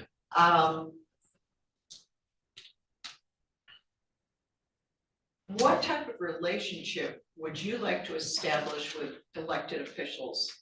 And how would you resolve potential conflicts? Potential conflicts, we will sit down and have a conversation. As I say, we need to be able to talk honestly to one another, be polite, be courteous. I mean, some of you were watching some of my commission meetings, and I started every one of them with, we need to treat each other with courtesy, respect, dignity, and charity, period. If we can do that, then we're going to go a long way together. We may not agree, we may not see eye to eye, but in the end, if there's a major conflict, what we would do, I would work with each of you, especially if it's one individual. Let's take it out here and let's bring it to a broader, because some of this is going to be policy stuff. And I understand that, but sometimes I don't want to go out creating brand new policy unless 4 of you want that policy. That's not my job. I can help create it. I can give you ideas. And in the end, you're the voters. You represent all those folks out there. I'm hoping we won't go that far, but you never know what's going to happen in 3.5 to 4 months that this process will take. I know Chet will do his job, and I know you'll do your job. So if it takes 120 days, it'd be nice if it was 120 days, but it all depends on who you select and when they can be here. So, but my job is that if we have differences, let's sit down and have a conversation. Please, we need it. Okay. And I'm eyeball to eyeball. Just text messaging, phone calls, eyeball to eyeball. Let's have a conversation. With coffee. Well, it depends on what time of the day. We may have tea, soda, soda water, so it's okay. Hi, I'm Hannah Ross. I serve residents in Leland and Centerville Townships. Okay. And I want to kind of hone in on the interim nature of Yeah. this position. Mhm. And Chet has expressed to you that we're looking at 3 days a week. Mhm. So I'd like you to explain how you think you might be able to cover what we're asking, what we want you to do with 3 days a week, ensuring promptness, accuracy, and courtesy under these conditions. What specifically do you think you can do to bring to this job to make it work? Okay, first of all, you're talking 3 days a week, if I understand, Chuck, 7 hours a day. Now, I'm hoping you're not saying that 3 days a week that I've got to be here for 7 hours one day, 7 hours the next day, and 7 hours. If we can fluctuate it out through the week, that let me be here when I need to be here. You know, I understand the average is 21 hours a week. Now, when I talked to Chet about this, I said, I want to have it as an average of 21 to 25 hours a week, because I don't know. You don't know. How do I know, or you know? Majors coming down, it takes a little more time. We'll make it up over here. I'm not here for your money. If I really want to have money, I can go someplace else, I would think. Could, no one may want me, or my wife may not allow me to leave again. But I'm here to help keep this straight. But I'm gonna, the staff, when do we need to be here? One of the biggest things is the most important thing is to make sure that when you guys are going to be meeting as a public body, that all the information you need to make an informed decision is in place. If it's not, I'll be the first one to pull it off the agenda or recommend it if I see something that we missed, because it doesn't help you folks, you know, to make that informed decision. In the end, it's you folks that make the decision. I'm going to be about as flexible as I can. And there's days, like on days that we have the meetings, I'm probably going to be here longer on those days. The next day may be a half a day here. But let me assure you, you may be paying for only 20 hours a week. You're going to get more than that because my house. You think it gets turned off? No way. You know, maybe that's where I'll sit and do my reading, what I need to do to read. That way I'm not here being interfered with, or whatever else I got to do. You're going to get more than 21 hours out of me. But I understand what the arrangement is. And as long as we can work within that range, you know, because the next week may be, okay, I'm only going to work 18 hours this week. That's all that's needed. That's all we got to do. I hope not. But that's also where I rely upon county clerks, treasurers, police departments and sheriff's departments, all of them. They've got to be a part of this team too, because it's not me, because I rely totally upon the staff to help put it all together.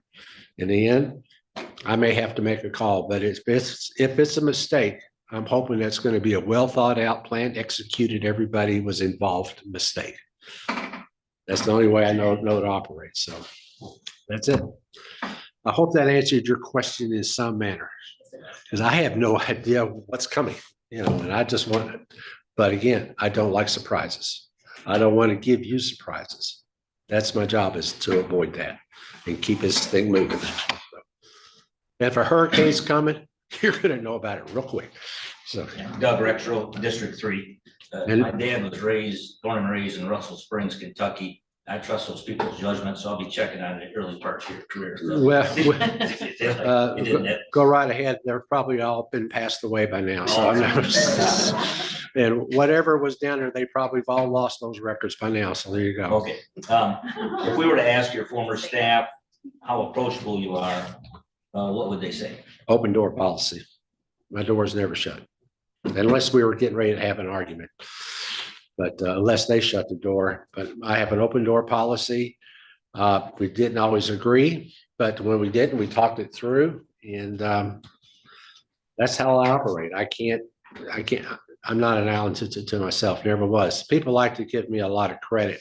As I just said, it was a lot of help from my friends, a whole lot of help from my friends. If it hadn't been for the staff, I would have not been nearly as effective as I was. And many times they had pulled me out of the sand traps. So I can assure you that. Thank you.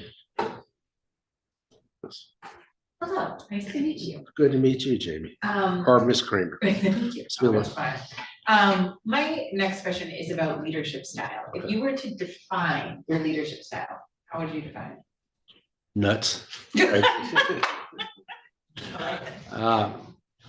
I like to say that I could be a great mentor, and I'm not going to tell you that it is. My style is just to get in there, roll my sleeves up, and get into it.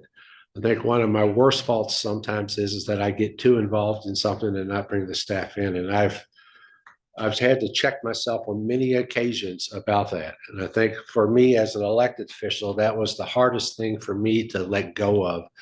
I'm used to just getting right into it. Let's just do it and help put all this package together. So everyone knows, help me put all this together to bring it to you as a body, with the help of everybody else. As an elected official, as mayor, I'm just waiting for the meeting to start. Then I have this whole packet of stuff that I had no role in putting together. That's tough. I'm saying, well, how did you get? So that's one of the reasons I said, this isn't the right place for me any longer, especially as mayor. And I also felt like it was time for the younger generation to take over. It's their turn. I've done my time. So plus I want to play with the grandkids more. There you go. I know I can't. That's it. I mean, I just bring it in. Let's work it through. But one thing I will do, if staff comes in and say, I have this seminar that I like to go to, or this training opportunity I need to go to, I'm big on it. Go get the information. If it makes you better, that means it's going to make this organization better. Just as long as they're ready to bring it back and share whatever they learn. That's key. I'm not that smart, folks. They are. No, it was like I used to tell my public works department, if they have a problem, call me. I'll be there. I'm gonna look down that hole and there's gonna be a water leak. And I said, yeah, you got a water leak. You want me to go get you guys coffee? Because I don't know a darn thing about fixing that. I don't know a thing about it. But we give them the training, the tools to do the job they need to get done. So that's how I do it. I'm there to be supportive. Commissioner Lovner, you have a follow-up question? What? You don't have any questions? I asked you to introduce yourself. Oh, okay. Never mind. So I haven't asked this question prior, but it's something you said that made me think about that. Union negotiations, were you involved in union negotiations in the city? A lot. Yeah. We had 3 police, 1 fire, 2 public works. And then I treated all the non-union folks, union, but I treated them the same way because we do that. Yes. After 17 years, I think I was heading through my 5th contract negotiation stuff. I went, nothing's changed. The same things are here that were there at the beginning. So that's fine. You just work your way through it. That's all right. That's a good question. Thank you. Why do we have to go through that? Yeah. Oh, good. I'm gonna save that. I'm gonna save that for the next manager real quick. No, it's okay. Give him a word. No, just thank you for your service. Thank you, sir. So would you please describe your experience with budget development and financial management? But I hear that you've got a lot. Well, If there's anything else you want to say about it. when I took my first job as a city manager, my budget experience had been working with the chief executive officer of the county down there, and he was the elected executive officer of the county. That's how Kentucky counties are operated. And I went through and I watched him, how he put it together. Then I went to this small little town called Fulton, Kentucky. And I had to put this budget together and I didn't understand a thing about it. I learned how many remember a program called Lotus? Oh, yeah. I learned to put a whole budget together, looking at, bringing people in, what do you need, don't need, and put all that together and keep it tracking so that I could track it even every month when stuff came in. My biggest mistake was in that very first budget, I lost the budget 3 times because I didn't realize working in computers, you need to back everything up. Small detail. So I had 3 floppy disks that I learned how to use. I was fortunate when I came to Traverse City that a gentleman by the name of Bill Tweetmeyer was there who knew more about numbers and he can put things together faster than he can put a whole column together in his head and tell you what it is. So I kind of got spoiled with that, but he and I would work together over budgets your county administrator ends up having to make the hard call about what they're going to do or not do, or, try to keep it balanced. Then also following some of the direction that you may have given, in previous discussions, to present you with a budget that, it may be a bit of a deficit, but you also look for the tracking of it. One thing I did when we were dealing with TIFs, especially when we did the TIF 97, which is now a big discussion in Traverse City, after a couple of years, we started really getting busy. My problem was I couldn't keep up with what was going on, so I created my own spreadsheets, just so I could have everything out there. And it wasn't that I like doing spreadsheets, although they are kind of fun and bring, when you see me on a spreadsheet, don't even try to talk to me. I'm lost in this world.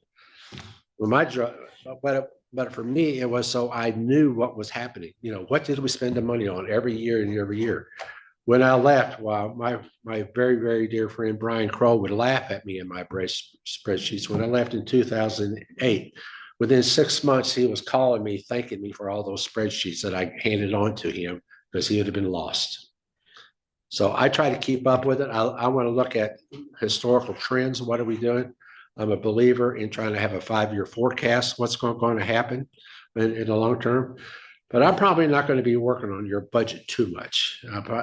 We'll see where we are and where we're at, but I think that's one of the first things that you operate on a calendar year, I take it.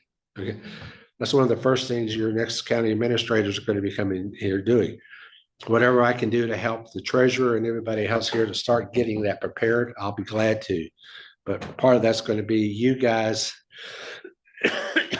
Part of that's going to be you folks. And, so that next administrator that's coming in here will have a pretty good feel of what that budget's going to look like, because that individual is going to have to administer that budget once you adopt it. So I'll assist any way I can to keep it out there. But working with numbers, if you had seen my math scores in high school, you wouldn't believe that I play with that as much as I do. So, but thank goodness they have these things that add up. So, Mr. Lewis, while you're keeping our ship afloat and pointing us in the right direction, or keeping us going in the right direction, can you share with us the 3 leadership qualities that you would bring to this interim position that would help you be successful? To help your county be one, it's an open door.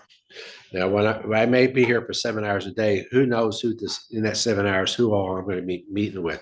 I just met a nice lady out in the hallway that shared a lot of information about her life here in Leelanau County and her life in other places. She has 6 children all over the world, or all over the United States. And I understand that she's probably still back here. Yep, she's right back here. Anyway, so she's back here. So it's things like that, one thing we do. Your department heads or your other elected officials are going to want to come by and ask about this or whatever. So that's what we're going to do. You're going to come by, I hope, on a more regular basis. You're going to be asking what we're going to do. My thing is just to have an open door, have an open mind about to do this. And remember, everybody walks in, but I'm going to walk in with the notion everyone's out there, they're good people. Now, it's up to them how they're going to do, but they're going to be treated with dignity, respect, charity, and patience, no matter what. I may not agree with them. You may not agree with me.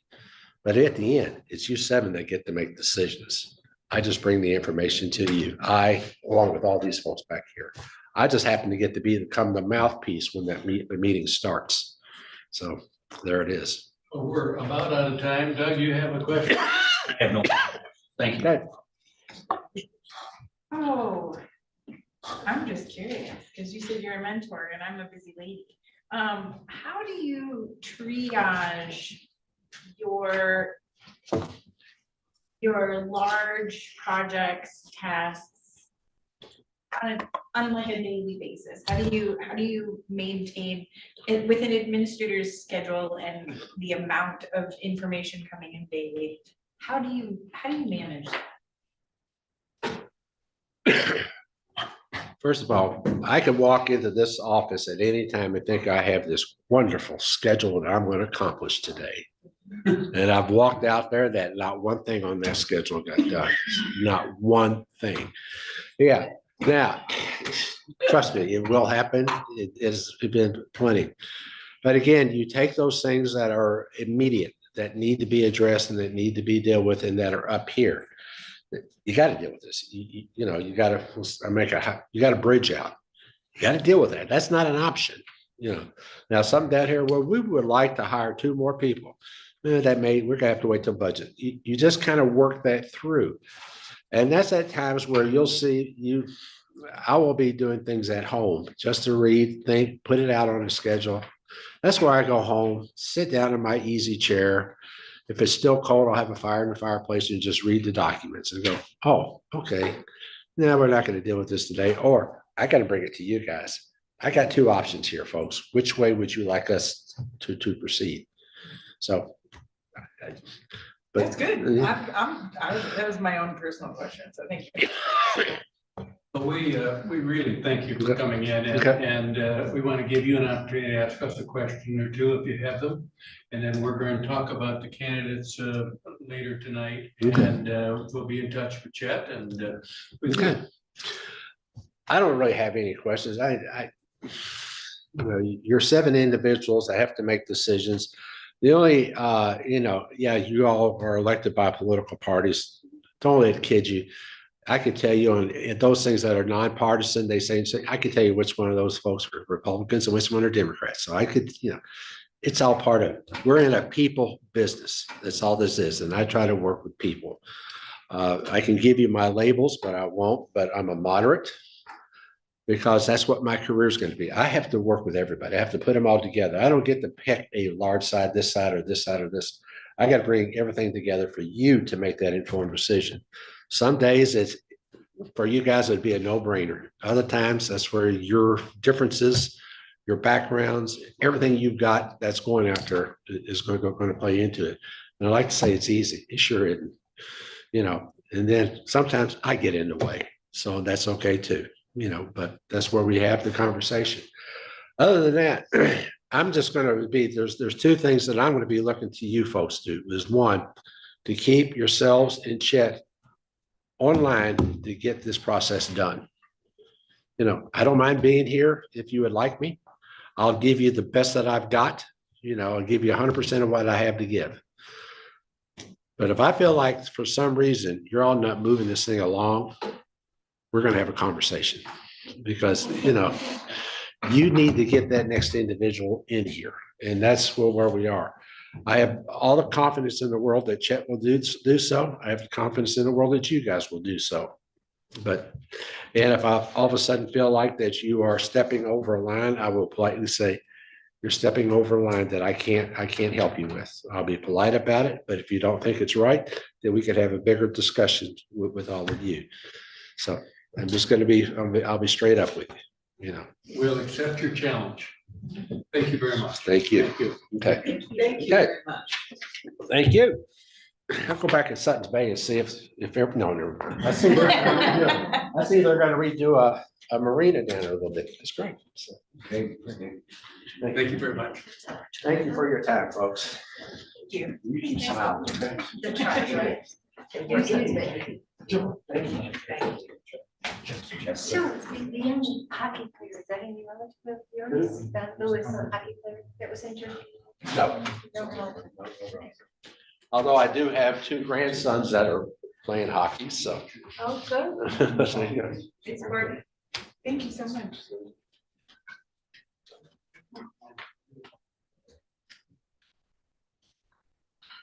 So Jean is on deck. Okay, as you know, Jean's from Traverse City. She's visiting her daughter in Arizona. That's why she's zooming in. She would be there in person, but Is it Durenzi? yes.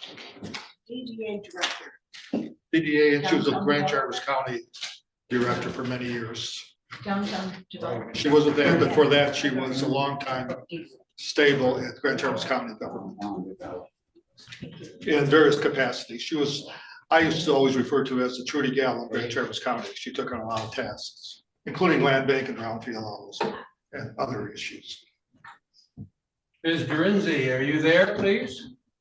I am here. Thank you. Could we, yeah, there you are. Thank you. No? No? There you are. Yeah. We want to thank you for joining us. We have about 25 minutes or so to get to meet you. And then we've got one more after you, and then we're going to talk about what we observed and move forward. But we're excited about you being here, and there are 7 commissioners at the table and our current administrators here. And we've all looked at your materials, but the public has not. So we'd like to start out by you giving us some background. We've heard about you, we know about you, but please share your experience and your resume with us. Sure, thank you. And thanks for having me join you today. As you know, I'm Jean Dorenzi, and I worked with Grand Traverse County. I started my career with Grand Traverse County in the front of the court office, and had the opportunity to move with Ross Childs and with the county administrator and county board of commissioners. And through that, had an opportunity to really grow with our county and how we looked and worked with the state of Michigan, and really had the ability to work with the economic development in the housing and brownfield. And a lot of people in the community recognize me with the brownfield program. But I really started with the economic development program itself and worked with businesses.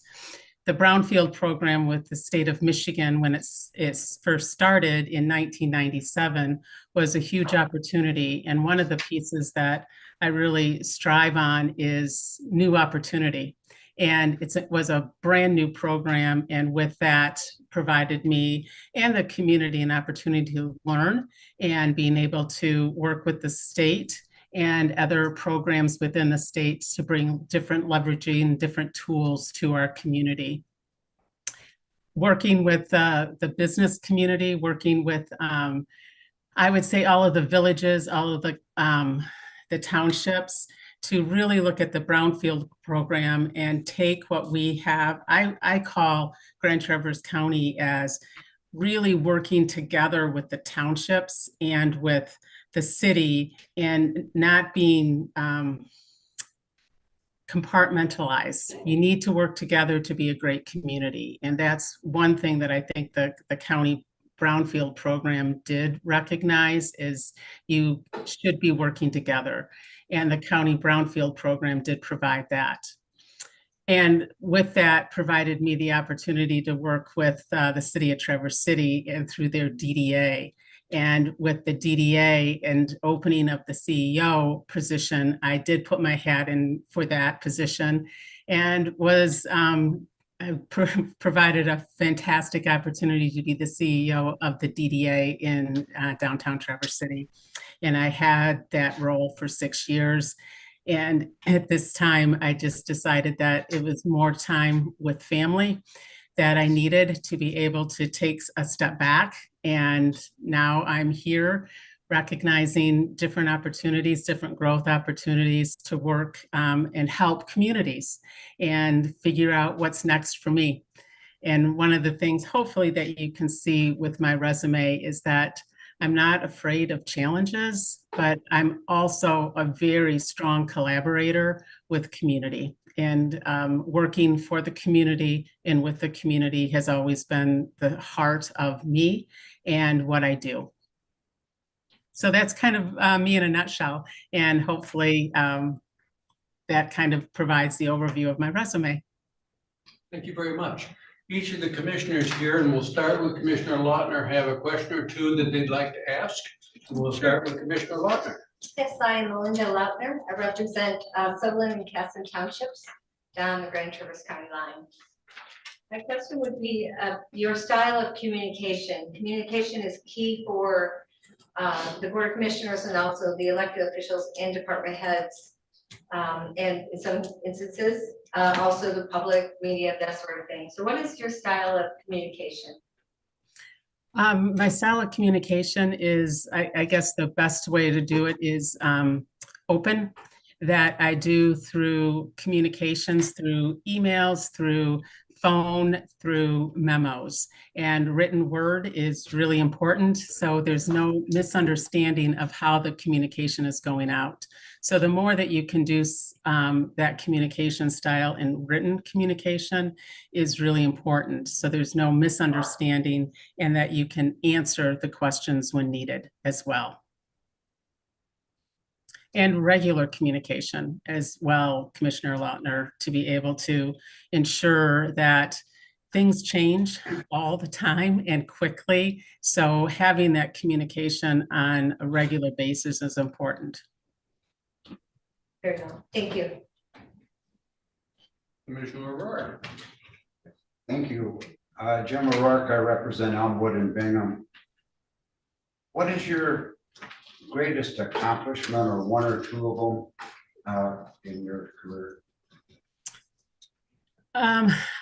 My two of them, I believe, is my biggest one that I love is the Boardman Lake Trail loop around Boardman Lake, and working with Garfield and the city and bringing that to a realization and how that connects people to place, as well as looking at different opportunities for doing things differently, and working with the state, working with Garfield, bringing together a maintenance plan that we've never had before for trails. So having a maintenance operation and putting that into a reality has been phenomenal. And then the next piece that I really loved was the Lower Boardman Unified Plan. That this, when in my CEO role, the Lower Boardman River, Boardman Ottaway River, never really had a plan.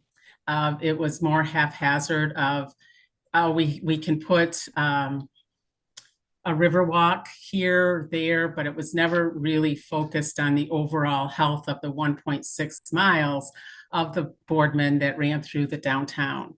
And over the course of 2.5 years, we finally realized a plan that was approved by City of Traverse City, Planning Commission, Parks Commission, and the DDA. First time that that's ever happened is to really have a unified Lower Boardman River plan. So that was a huge accomplishment, and that was done by not just government, it was done by a body that was more citizens-led and had all different representations on there. Great, thank you. They're both good projects. Yes,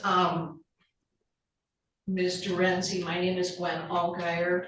My district is Empire, Glen Arbor, Cleveland Township. County government is a unique form of government. The Board of Commissioners and other elected officials, clerk, treasurers, sheriff, are co-employers, which occasionally leads to conflicts.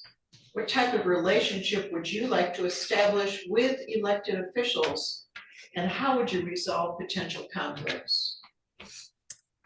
First and foremost, listen and understand where the conflicts are, and being able to look at, as you identified, co-employers, and being able to recognize and be able to work together to be able to hopefully have, as an interim, a place to be able to start for the new county administrator coming in, to have more of a framework, to have opportunity to be successful. So listening, learning, and not coming in with all answers, but being able to help create an atmosphere that works together. Because I really don't know what the tensions are, or if there are tensions, and being able to realize that working together always helps the situation, and coming in together and not as adversaries, but as co-leaders of the community to work together. Thank you. My name is Kemma Ross, and I serve residents in Leland and Centerville Townships. And I wanted to ask you a little bit about the time constraints of this position that Chet has offered or is advertising. 3 days a week. It's gonna require you to find out how you can respond to requests in a very limited period of time. So I ask you how, the qualities that you possess to ensure promptness, accuracy, and courtesy under these conditions. I think that's one of my leadership styles, is that I do, when I start, I finish the job. And 3 days a week is what Chet has identified. But it's also the time management and being able to identify with the employees as well as the community on the time that I'll be there, as well as being able to get the effective communication. And that goes back to the first question, is how am I communicating out? And I believe that the more communication, the better. But the other piece is that the expectations, really identifying what those expectations are right at the first and foremost, to be able to start the position on the best foot forward, to be honest with you. And I always finish the job, but there always has to be expectations that it's not 160 hours a week. There needs to be some expectations put into place. Does that answer your question? It does very well, thank you. Doug Rexroth, District 3. What would you say would be the most important responsibility of an interim county administrator, and what would be your approach to executing that mission? Really, right, when I talked to Chet and looked at your strategic plan and some of the recommendations from Raymond, that it's really looking at and working with your employees and identifying what your short-term goals, your long-term goals, and helping the employees achieve what some of their goals are, and being able to put into place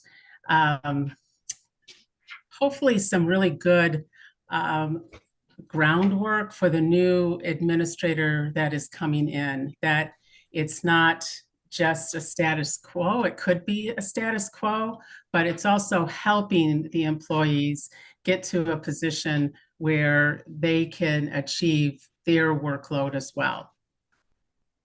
Thank you. Hi. Nice Hi to there. meet you. I'm Jamie Kramer, District 1, Elmwood Township. My question is, I've got a couple, and I just don't want to be presumptuous, but I've heard that there are some challenges between Grand Traverse County and the city of Traverse City. How did you, in a leadership position, manage to overcome those challenges, if there were? I don't know. And be able to bring everyone together at the table for those bigger projects? I think when you say that, are there challenges? There's always challenges.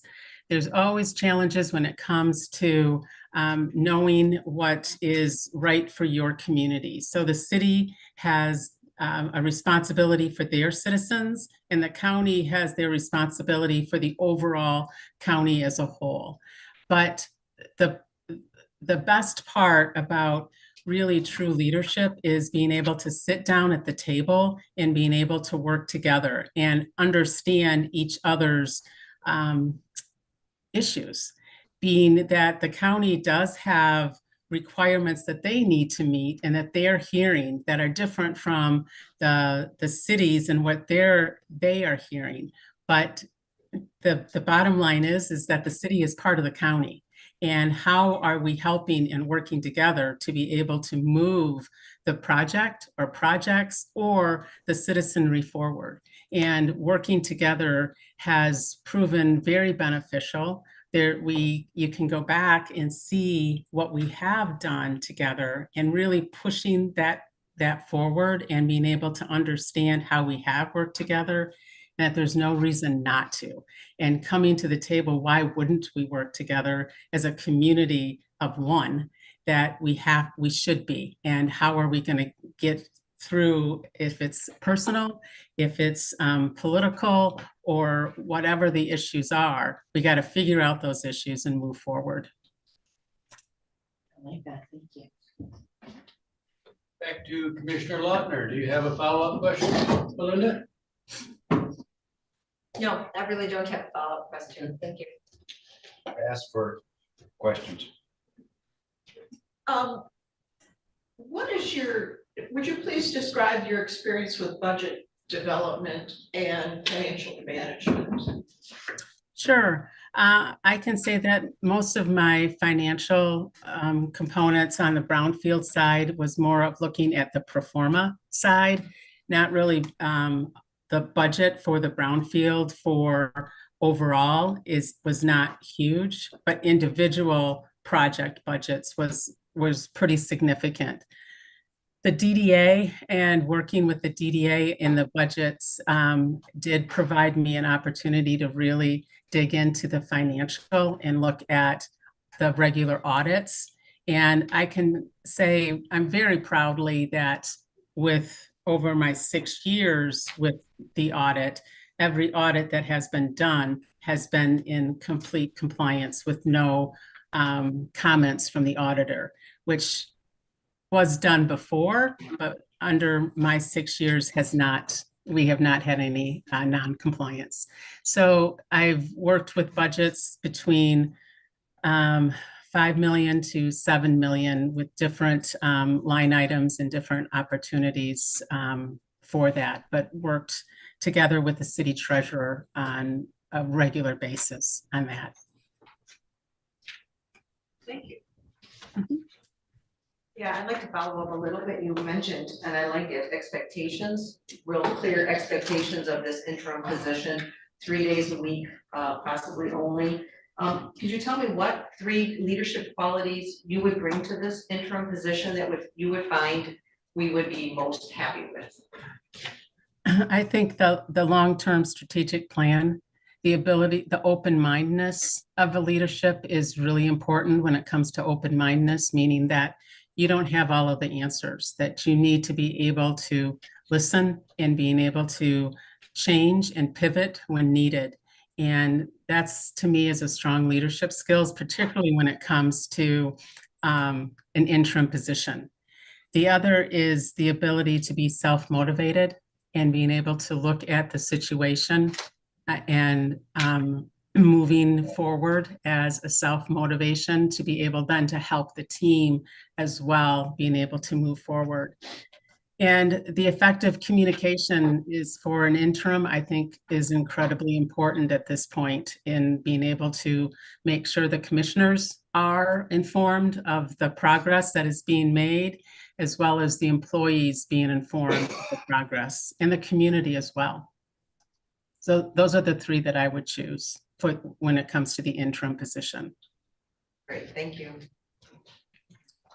Yes, if we were to ask your former staff how approachable you are, what would they say? How approachable? Yes.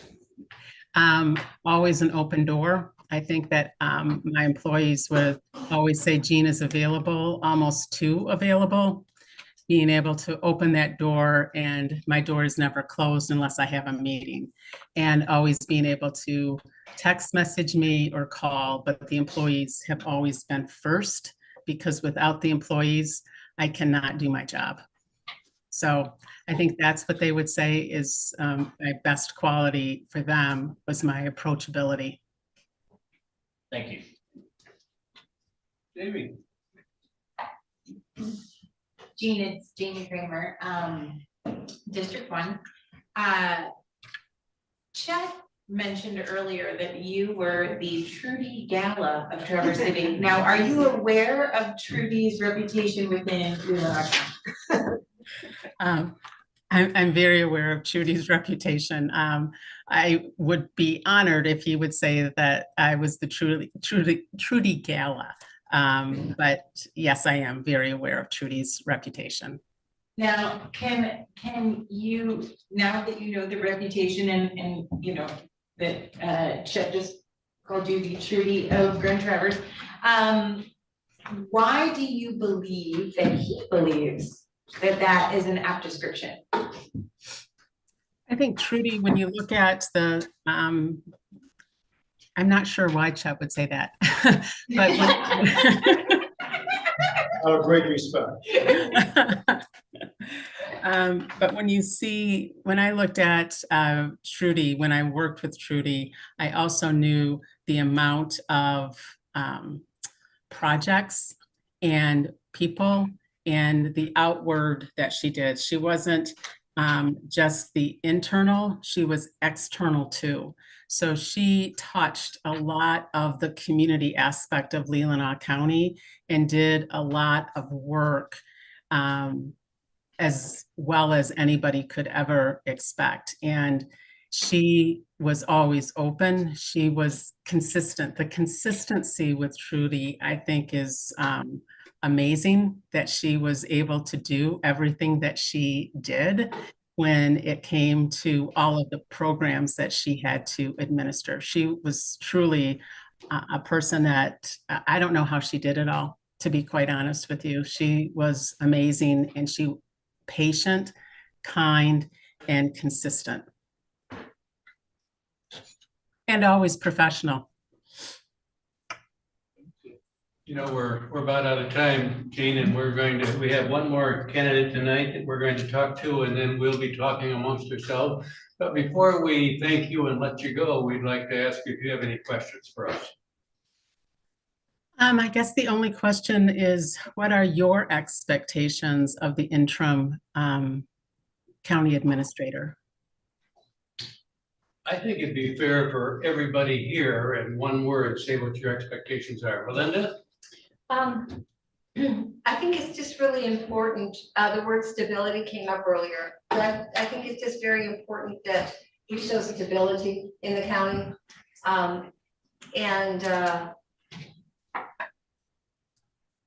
As it was also said, keep the ship steering in the right direction for the time being. And also, as it was said, bring us as quickly as possible to a full-time administrator. And if you're counting words, that was more than one, but you could just say ditto if that's your. I stopped myself. I have more, but I did stop. Jim? I want to say ditto. Yeah, that covered it. Cheating. I'm gonna use two, but positive collaboration. Yeah, that's ditto. Soft skills.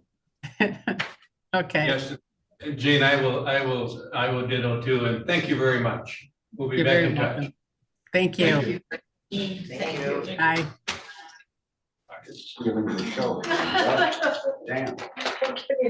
I'll get your other, you want to take I a just got to couple tell minutes?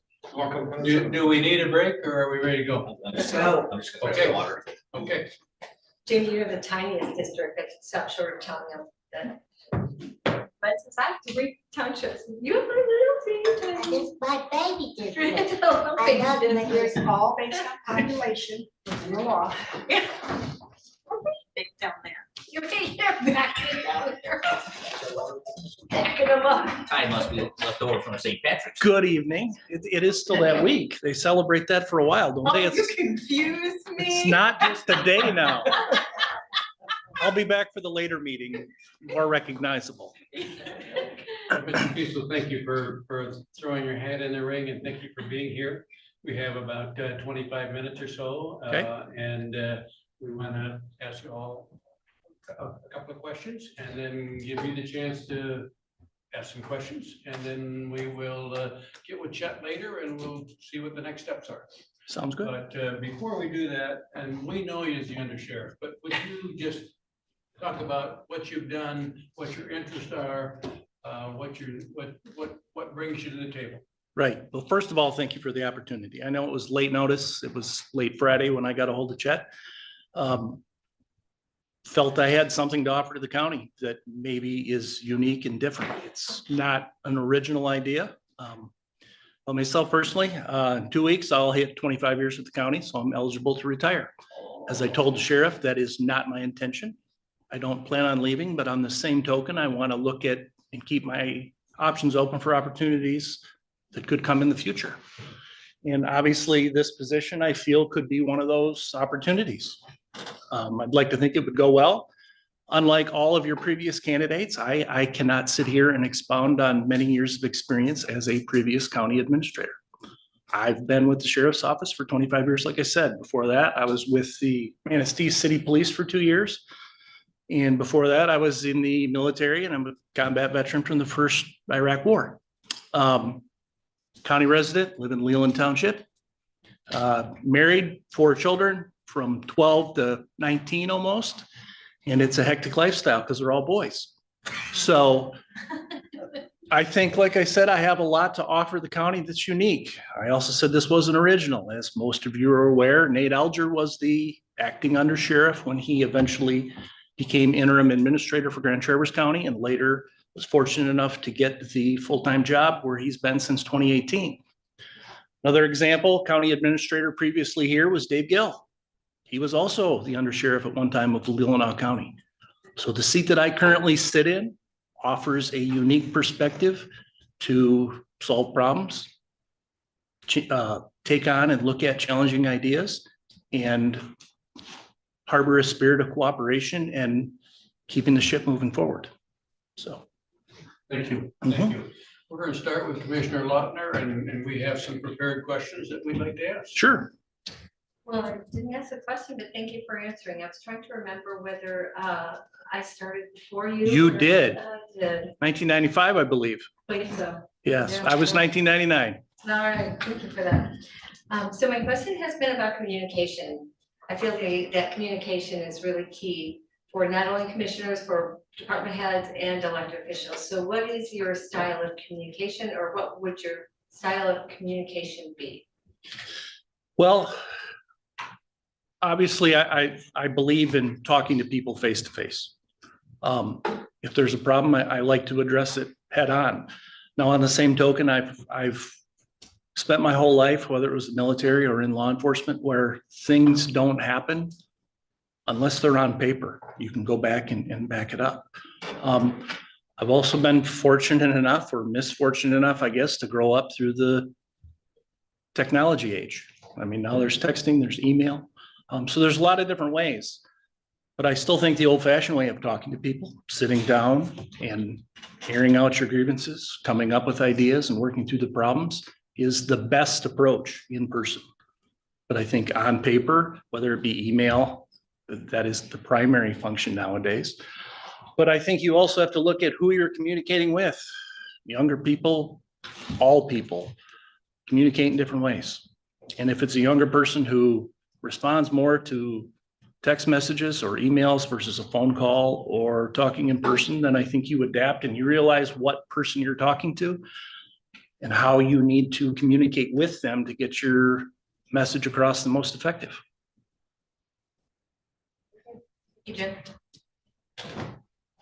It's kind of difficult because It is. We've spent a lot of time together over the years. some life and death decisions, and so I'm not, you could tell us all day about. Good and bad, probably. Yes, you could. You must like pressure, having the sheriff or your lieutenant in the back and us in front, and maybe giving you the job. You may have to tell the sheriff that he's wrong. That is a possibility. How would you handle that? Well, you know, the administrator works for you. I am, as I do now, I work for the sheriff. Now, I'm not saying I always agree with the sheriff, but he is the elected official. He is my boss. I will do whatever he wants. Not to say we haven't had discussions, but I like to be prepared and have the things prepared for him. And that's what I would do for the county board. As interim, I don't think I'd be looking to necessarily take on a lot of tasks, but like I said, I offer a unique perspective. I know the history here. I know the players. I know everybody in this building by name. I don't have anything to learn as far as a personal aspect. I think I could manage to keep the ship afloat. I've heard that. And I think with some of the problems that are here, are there ways that they could be addressed? Yes. But my goal in the end would be to leave at the end of the interim period, to leave the county and specifically this building and the building across the street on a stronger foundation for whoever the permanent administrator would be. When's the last time you worked on a budget? For the just in the last 12 calendar months. Obviously, I'm fully, sheriff makes all the final decisions. We sit down and we go over where we're looking to go, what his wishes or desires or requirements are. Then I tackle it and I go to work. I mean, the sheriff is the sheriff. He's the spokesman of the agency. I work for him and I do a lot of that dirty work. I mean, I pay the bills at the sheriff's office. I manage the fleet. I take care of all the budgetary concerns. If he's got a problem, he wants to fix it, he comes to me and asks me what we have, how we can make it happen. Thank you. How would you proceed in developing trust and respect with department heads and employees? In a lot of areas, I don't think that's a far leap from where I'm already at. I'm in this building multiple times a day, whether it be the clerk's office, the treasurer's office, definitely the administrator's office, human resources. I think I have good relationships with everybody in this building. Now, they're not always personal, but they're always professional and businesslike. So I don't think there's a big leap for me to step into the position of interim administrator from where I'm at now. Obviously, the job changes and the objectives of what I would have to do change. But I like to think even if there are differences between me or say the sheriff's office in a building, that I'm always able to remain professional, keep my calm, and there's a trust between the parties that is respectable. Mhm.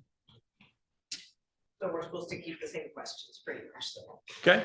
And I have a ton of logistical questions, but I'm gonna let other people smarter than me figure those out. So my question is basically about this 3 days a week. How would you see you would be able to fill in and fill the administrator's interim role with such a limited period of time, specifically ensuring promptness, accuracy, and courtesy? So what specifically, what will you be able to bring to the position with those time constraints? Well, I don't necessarily see it as a time constraint. I mean, I'm sure you are all aware, when I spoke to Chet and put my name in the hat for this, I wasn't looking for any additional compensation. The job is the job. If it takes 21 hours a week, if it takes 46 hours a week, it is what it is. You have to get the job done. I'm that way now. I mean, I'm in the building by 7 in the morning over there, and sometimes I don't leave until dark. It's whatever the job entails that day. I'm very detail oriented and I like to think I keep a schedule, but schedules are meant to be broken. I mean, there's lots of days I have a set agenda. I think I know what's going to happen and it doesn't get done. You have to deal with the fires, if you will, that come up that day and deal with them. And I don't know if maybe 3 days are enough. I can tell you week 2 and week 3 for the Board of Commissioners are hectic weeks. You know, the weeks preceding that and leading up to the meetings, I'm sure there is a little low point in the wave. You handle problems as they're needed, and obviously you address them as they come up. So if it takes more than 3 days, I'm fine with that. There may be some days it takes very little attention. It's a very well-run county. It's the best county in the state, in my opinion. It always has been, always will be. That's why I've been here as long as I have. Everybody in this building's competent. I'm not the clerk. I don't know the clerk's job. I'm not the treasurer. I don't know the treasurer's job. They were put in those positions because they know what they're doing, and you have to have faith and trust in them. And I would once again be at the disposal of the board, seeking information, seeking advice, getting questions answered, what you need to put you in the best position to make the decisions you need to make. Yep. What would you see as the most important responsibility of this interim administrator position, and what would be your approach to execute that responsibility?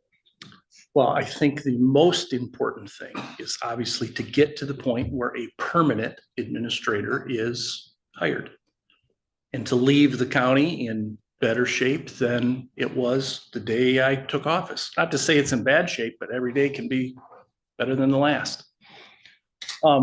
My priorities would not be to rock the boat. I mean, I'd make it a point to sit down or at least meet with every department, find out what their needs are. I mean, obviously, like I said, I know the history, whether it was the Scholten survey or the Riemann report. I mean, there's a lot of, whether you call it friction or whatever, it's communication. We need to talk and figure it out. And every department, every employee matters.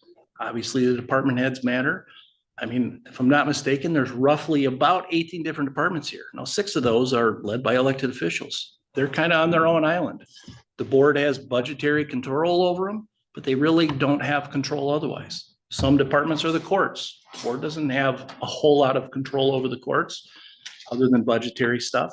But there are other departments where it's under the direct supervision of the board and the administration, whether it be senior services or I still refer to as the inspections department, but the building department.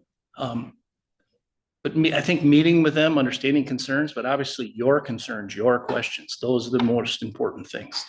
And I hate to keep going back to it, but to keep the ship steady until you find a permanent successor. Thank you. Mhm. Hello, Hello, Jamie Kramer, District 1. nice to see you again. Nice to see you too.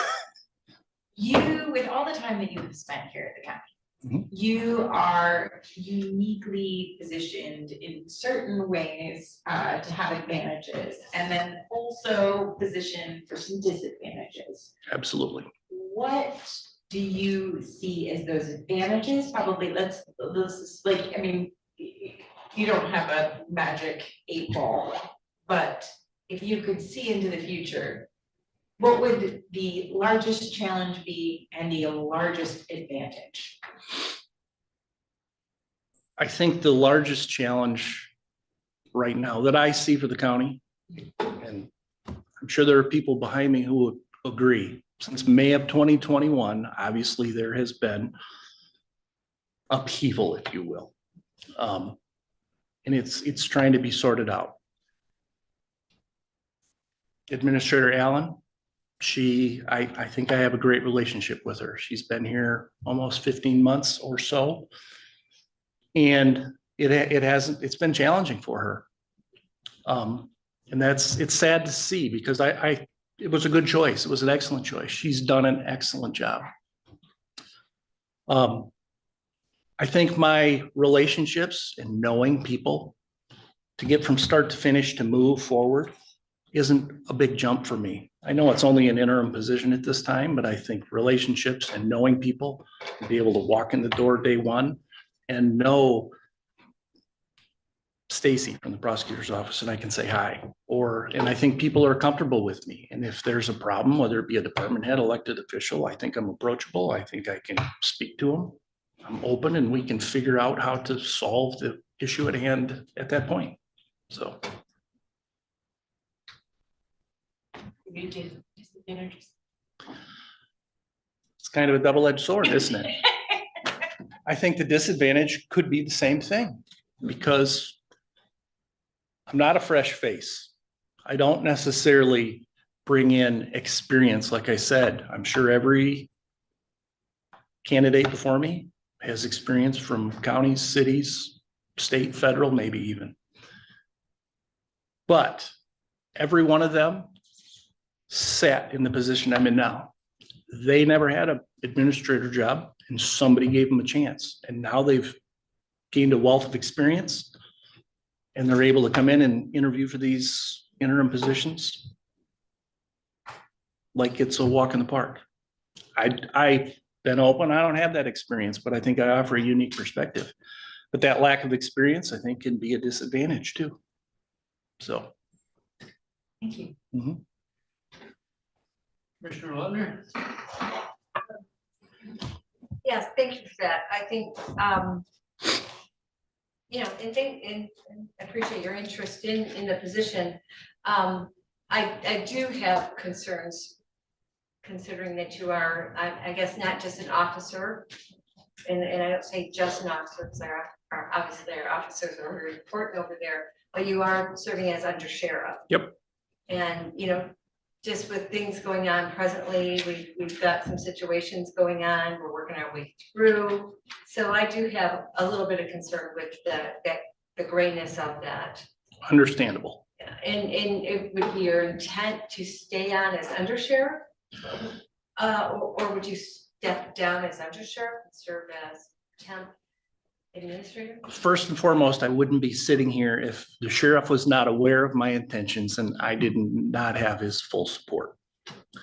Like I said, it's me sitting here interviewing for you is not a unique position. Like I said, Nate Elger did it. There is, I mean, obviously I'm aware that there could be some cloudiness. I have spoken to some people too, who have rendered opinion that the belief is potentially I could do both. There are exceptions. Leelanau County falls under 40,000 people. Yeah. That is, as much as it's the same as Grand Traverse County and Under Sheriff Elger's position, it is different. Because I think the legislature and the forefathers, whoever wrote the law, understood that smaller counties could be in positions that are different than larger counties. The sheriff has said, you know, a leave of absence is possible. At the end of this time, it would be my intention to remain on as undersheriff if that's, like I told him. And I told you earlier, I can retire. Doesn't mean I'm going to. That wasn't my plan. 10 days ago, if you told me I'd be sitting here, I would have said you're crazy. But I think it's an experience and an opportunity I had to look at, show you what I had to offer, and like the job itself, let you make that decision. If I'm fortunate enough to be selected, are there some things that may have to be sorted out? Absolutely. But I'm willing to talk through it, work through it, and determine. And if for some reason it's a detriment to the county to me to hold both positions, I'm not afraid to walk away either. I am in a good position now. I love my job. I love working for the county as undersheriff. So. Yes, all right, I will yield. President. Jim, thank you for your dedication to the county. As you, all of you. So you would be doing both jobs? I think it's possible. I would, well, I think even Chet has told me, based on his experience, probably 90% of the job I could still do from the desk in that room. It's phone calls, it's emails, it's things of that nature. I think you still need to get up and you need to rub elbows with people. But a lot of the issues are sitting at a desk, behind a computer, behind a telephone, and that can happen in both places.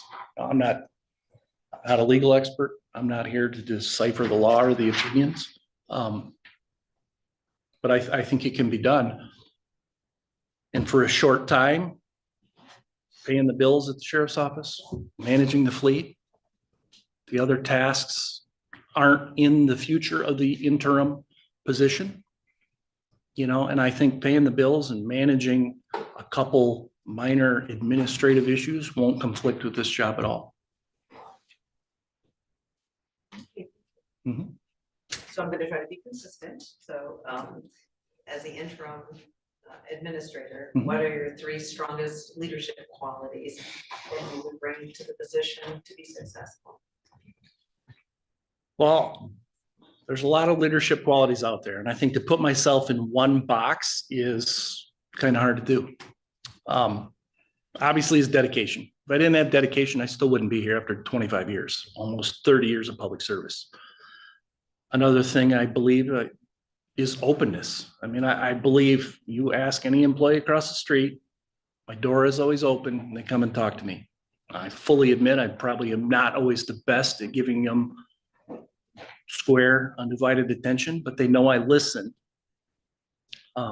If there's a problem and somebody needs addressed, I'll always be there to address it. My phone rings 24/7 as undersheriff. I'm not always there to answer. I'll guarantee, and everyone will attest to this, I will call you back as soon as I can, and usually that's within a couple minutes.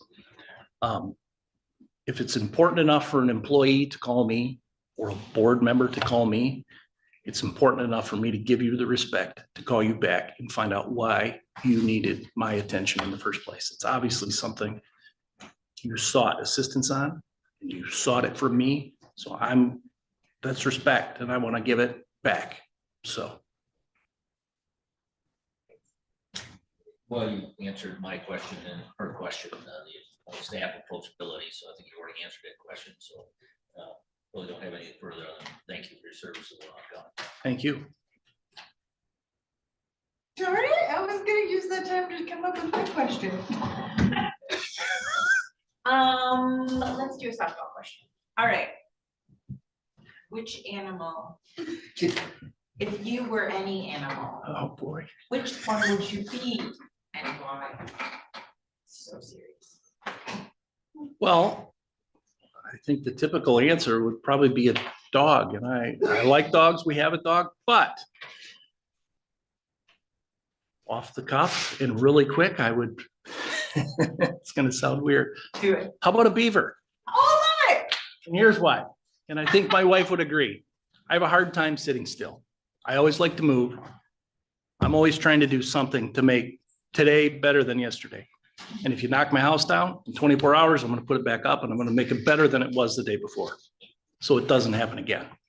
So hopefully that answers your question. I love it. You may have a new nickname. I could, and, Just, saying that might stick. you know, it Industrious. Jim, is what it is, I but have a question, and we said we were going to be very consistent. We've been asking the same questions for everybody, but Yep. you're the only internal candidate. Yep. And you're the only police officer. Mhm. I have a question about your ability to say no to the people you've worked with for 25 years, or your ability to disagree with the sheriff. And because part of what Chet did quite well, I think, when he was here, and part of what Jeff's done is sometimes the answer is no. Mhm. Can you do that?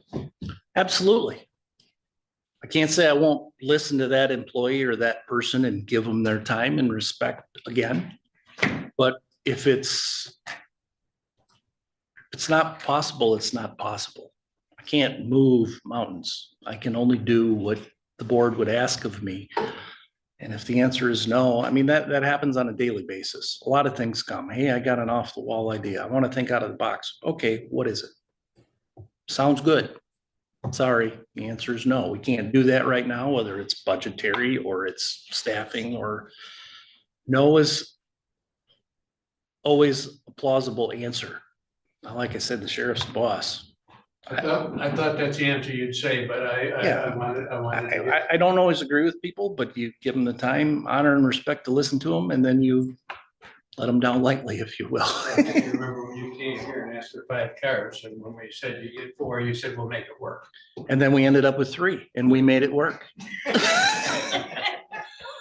We thank you for your interest and for coming and reaching out. And we're going to talk about the candidates and make some decisions and talk further with Chet and talk about the Incompatibility Act and all of that. Yep. But before we're done with you, do you have any questions for us? I don't think I do. Maybe like or unlike the other candidates, I'm up to speed. I mean, as part of my job, I pay attention to meetings. I know what's happening here. I'm like to think I'm in the know as much as one can be. I've been accused several times. I mean, even these meetings, if I'm not at the office, when I'm at home on the 3rd Tuesday of every night, I'm watching it. So I'm prepared to move ahead the following Wednesday morning. So I think I do not have any questions at this time. And once again, I appreciate your guys' time and allowing me to have this opportunity. Thank you very much. Thank you. Jared, at this time, would you come forward again and see where we are? Yeah, let me give you an overview on just some history. To the best of my research, and Commissioner Lauter probably is the only one that remembers it, I think the county's had 3 interim administrators in the last 25 years. Trudy Gallo did it while she kept her current duties and responsibilities. Georgia Robertson did it when she kept her duties and responsibilities, so all were part-time. The third is David Gill. He came out of retirement before I came in and did it 3 days a week. So historically, when you've had interim administrators, the 3 times you've had it, they've been all part-time. It doesn't, Yes, Barney Butler, okay, he was a commissioner, chairman of the board. chairman, okay, Officially served as, yeah. pardon me? And he served as an interim. Well, there was no administrator, so he, as chairman, I think, took on those duties. Took over the office. And when Grand Traverse County had it, they actually had a co-interim administrators. So And based on budget, that's where I kind of came up to 3 days a week. There's nothing magical. Some of them are more flexible, the candidates, than the other ones. I can give you more background on all of them, but I'll respect to them before we start talking. Maybe it'd be good if we do a straw vote to see if you can narrow down from 5 to maybe no more than 2. And then focus on those ones. Because if not, you could spend hours talking. You obviously had a very good pool of candidates here. As you tell, I think every one of them could do the job. They all have vast experience and so forth. But I mean, it's up to you, but would you want to take a straw poll now to see where you stand? This is not binding. It's just to get the dialogue going, hopefully get the list down from 5 to, I would say, no more than 2. If you feel it's only 1, only put 1 name down. If you feel there's 2, don't put a name down if you don't feel comfortable with them. But realistically, at a time, Ms. Allen's last day is April 12th. You do have to make some decisions here fairly quick. So do we have a piece of paper? I have index cards Just happens to have. in my pocket. You do have to put your name on them. Okay. Doug's here to make a comment before we. I'm just gonna make a quick comment. As I thought this through and I thought about this interim position, we don't have time to train somebody. This has got to be boots running and they're not gonna be long term. I would probably sort these people differently if I were looking for the full time. Yes. Because I see all sorts of things, but I think this, I mean, when you look at this, it's a real estate thing, experience. That's just my comment. So we're putting 1 on here. If you have 1, if there's 1 that you really feel strong about, put 1 name. If there's 2, put 2 names down. I would say no more than 2 though. They must put their own name on. Yeah, you have to put your own name on the top. I just put it on the bottom. Well, whatever, we can figure it. This doesn't surprise me. And the clerk can help me here.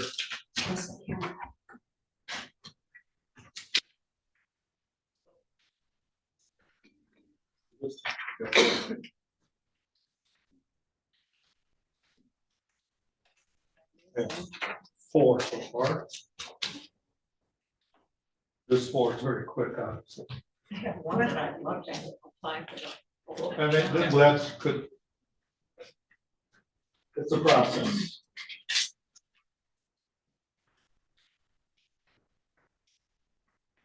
And afterwards, I'll get these to Michelle because you have to keep them if anybody wants to see how you work. It's public information.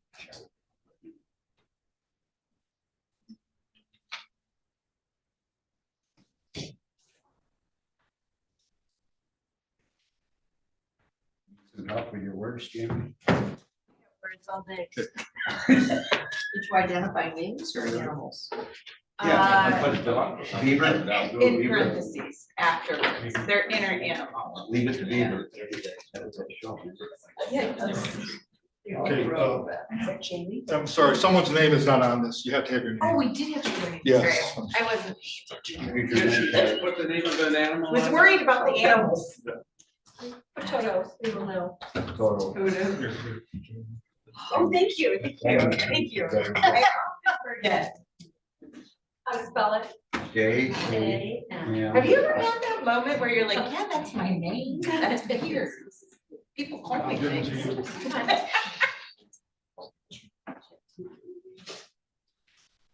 like a walking.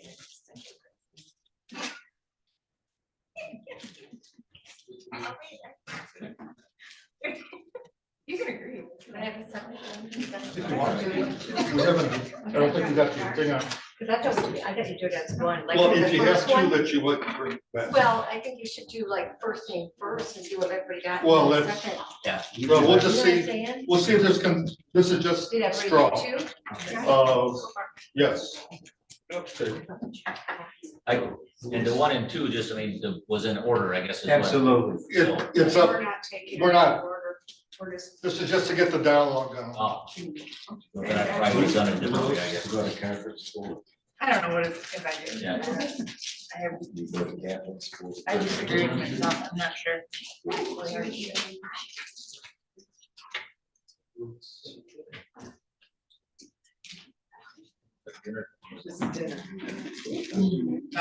You got them. Let's start. Start outside. Very fancy. Do you share? Share. You like grapes? We are live and we have about 5 minutes before we need to give the clerk a break, so. Well, we may start our meeting a couple minutes late. We can start it late, we can't start it early. So that we can have everybody leave though. They can't leave and we do have an attorney. We can't scheduled to leave. meet this at 4. I know, I'm just saying, we may have to wait a couple of minutes for us. Where's that? Can we have a moment? Nobody's mind. Just do it. Gotcha, we gotta start again. All right. I need a full watcher, I need. Do you have a full watcher? Would you like us to give you a 5-minute break, Chet? Yes. So we could take our break now? Yeah, take a break.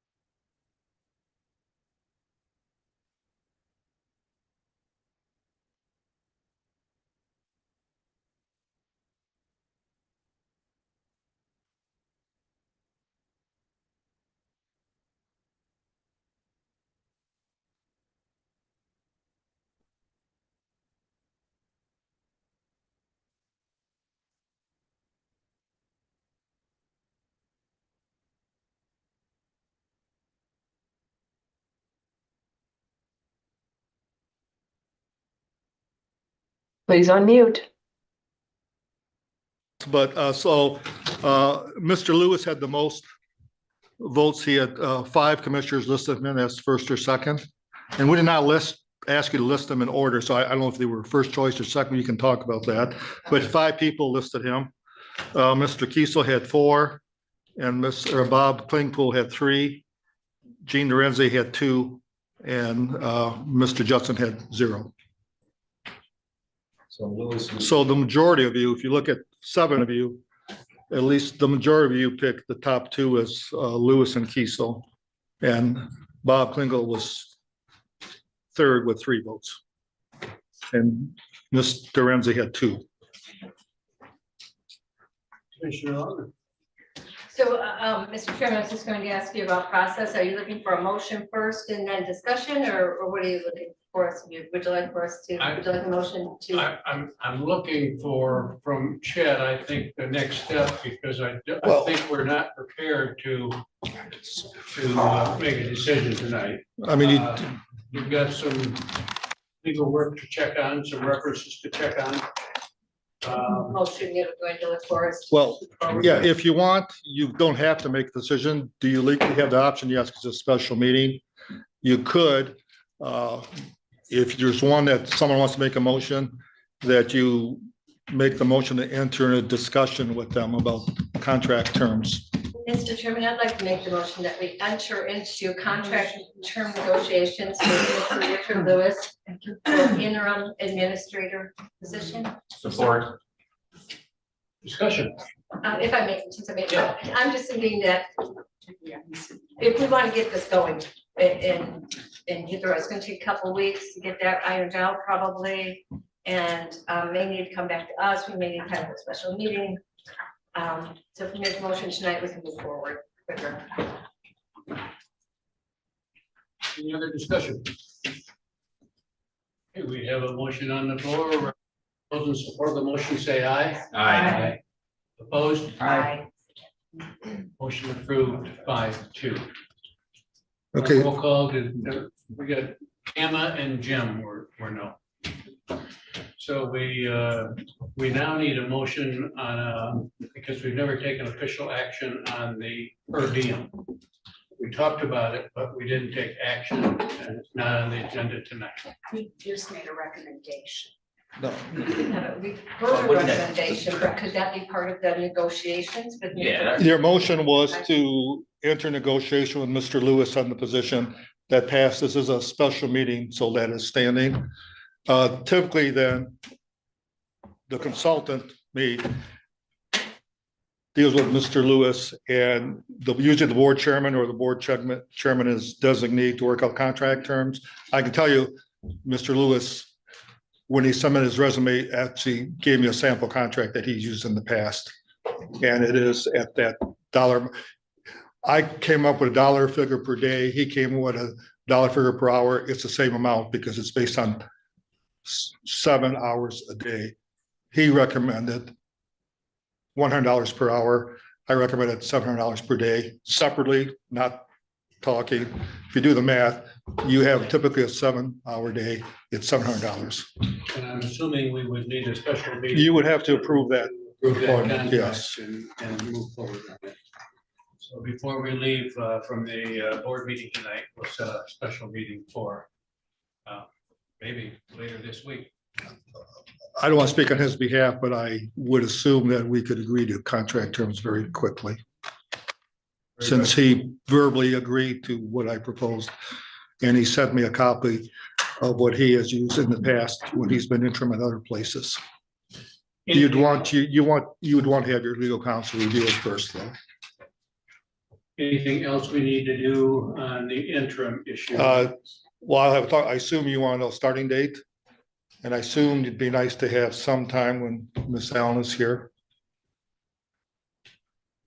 Agreed. I think it'd be pretty safe if you set up a special meeting that we could work out the specifics by that special meeting, if you have a couple of days at least. We do normally approve pending a review by council anyway, right? So. If, based on your vote, I could talk to Mr. Lewis and I could forward the proposed contract to all of you and legal counsel, hopefully tomorrow, maybe. Please do. That meeting now, or we have to wait? We can set the meeting when Chet's here. We better do that. That's what I'm thinking. I mean, you got tomorrow, Thursday night is probably I don't think people want to do a Friday night meeting Well, you could do a during the day, during the day. Friday. True. That's right. The 22nd, Is that Friday? this coming, is the 22nd, it's a. Anybody have any time in the morning on the 22nd? I do not. The afternoon on the 22nd? I'm available all day. Me too. Yeah, I am too. Like early afternoon, Early afternoon? I can make early afternoon work. Jamie? So I can make late afternoon work. Other than that, I could switch some things around and do morning, but I'd have to. I could make morning work too, so someone else can do. So let's look at Monday. Yeah, perfect. Next week. I can do Thursday afternoon next week. If that's soon enough. It's up to 7 of you. I'm sure Mr. Lewis will be satisfactory in terms of contract terms and the details of contract, so. How late Friday is late for you? We have to be after 5. I can't do that. Well, let me just. His contract terms are very simple. You voted to offer him the position. You don't need 7 board members. I'm not saying anyone should not participate, but I'm guessing it'll be a quick 5-minute to 10-minute meeting. As when Miss Allen got her contract, we had a special meeting, and I think that lasted 10, 15 minutes. I'm not sure if we've established which animal he is, that's the only. Pardon me? I'm not sure we've established which animal he is. Yeah. Commissioner Kramer is Yeah, definitely that's- interested in that, so. It's gonna hold. I can, With that in mind, could we meet at 1 o'clock on Friday? Friday, clerk, are you That here? works for me, yep. I'm always here. Yes, but we'll have to vote for form, okay? Right, so we will do that. Can you be here, Chet? I'll make it work. Friday, 1 o'clock. Then I think it's time to thank you for tonight and to move forward with public comment. We will have more public comment in our regular meeting. But this meeting that we're just concluding, we've been interviewing candidates. We thank you for being here. We welcome your comments. You have 3 minutes to speak on a topic of your choice. If you choose not to do it now, you could do it at the next meeting, which will start as soon as we get a quick break. It's 5 minutes, yes. Anybody want to make public comment? Bill?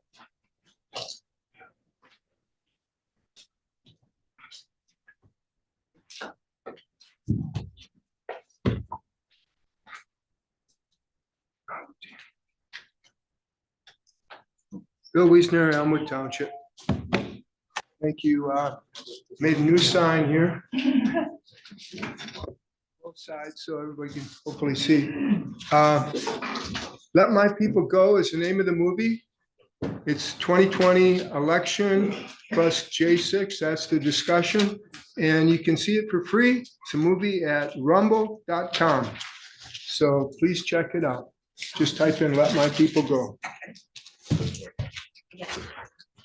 And these are Dominion machines here that we're using. And there's been a drop of information. This is the handouts, 118 pages. You may have heard about Eric Coomer.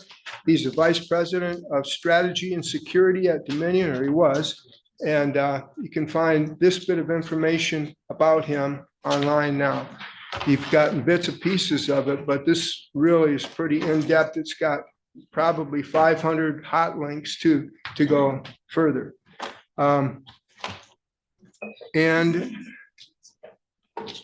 You've heard the quote from Mr. Coomer, according to Joe Altman, was on the Antifa call.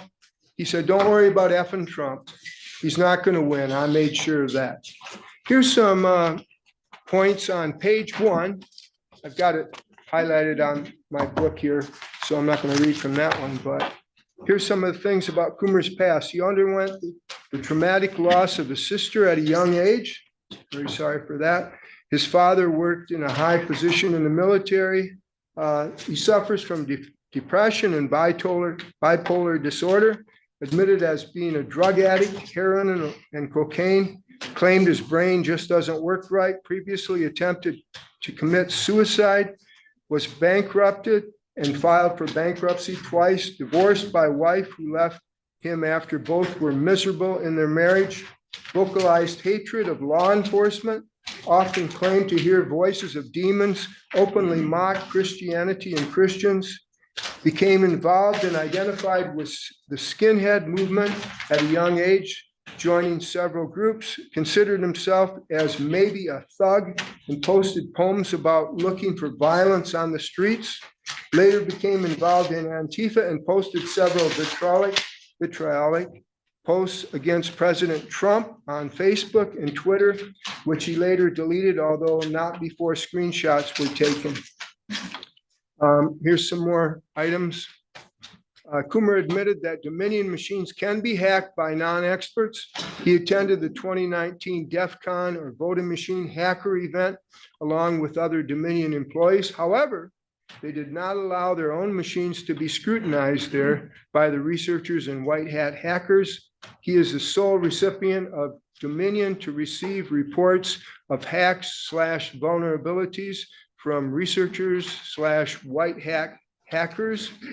He's the only one to get that information in the company.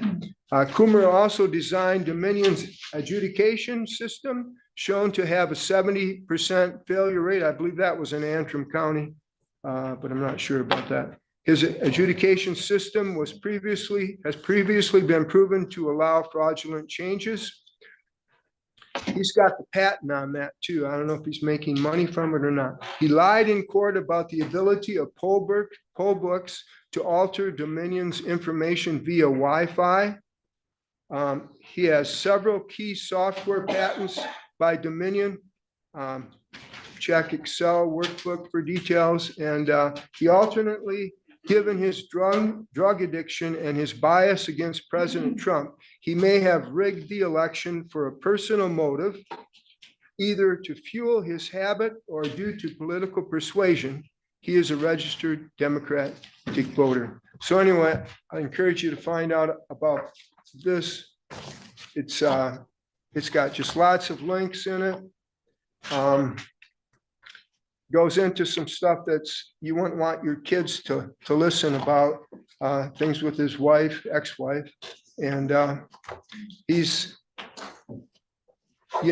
ask yourself, might he have done this? Hack these machines from his personality traits. And the simple solution is paper ballots, hand counted one day. That's really where we need to be. Thank you for your consideration. Thank you, Bill. Any other public comment? And again, this is public comment from the last meeting. We will have another opportunity as soon as we start the next meeting. Any public comment?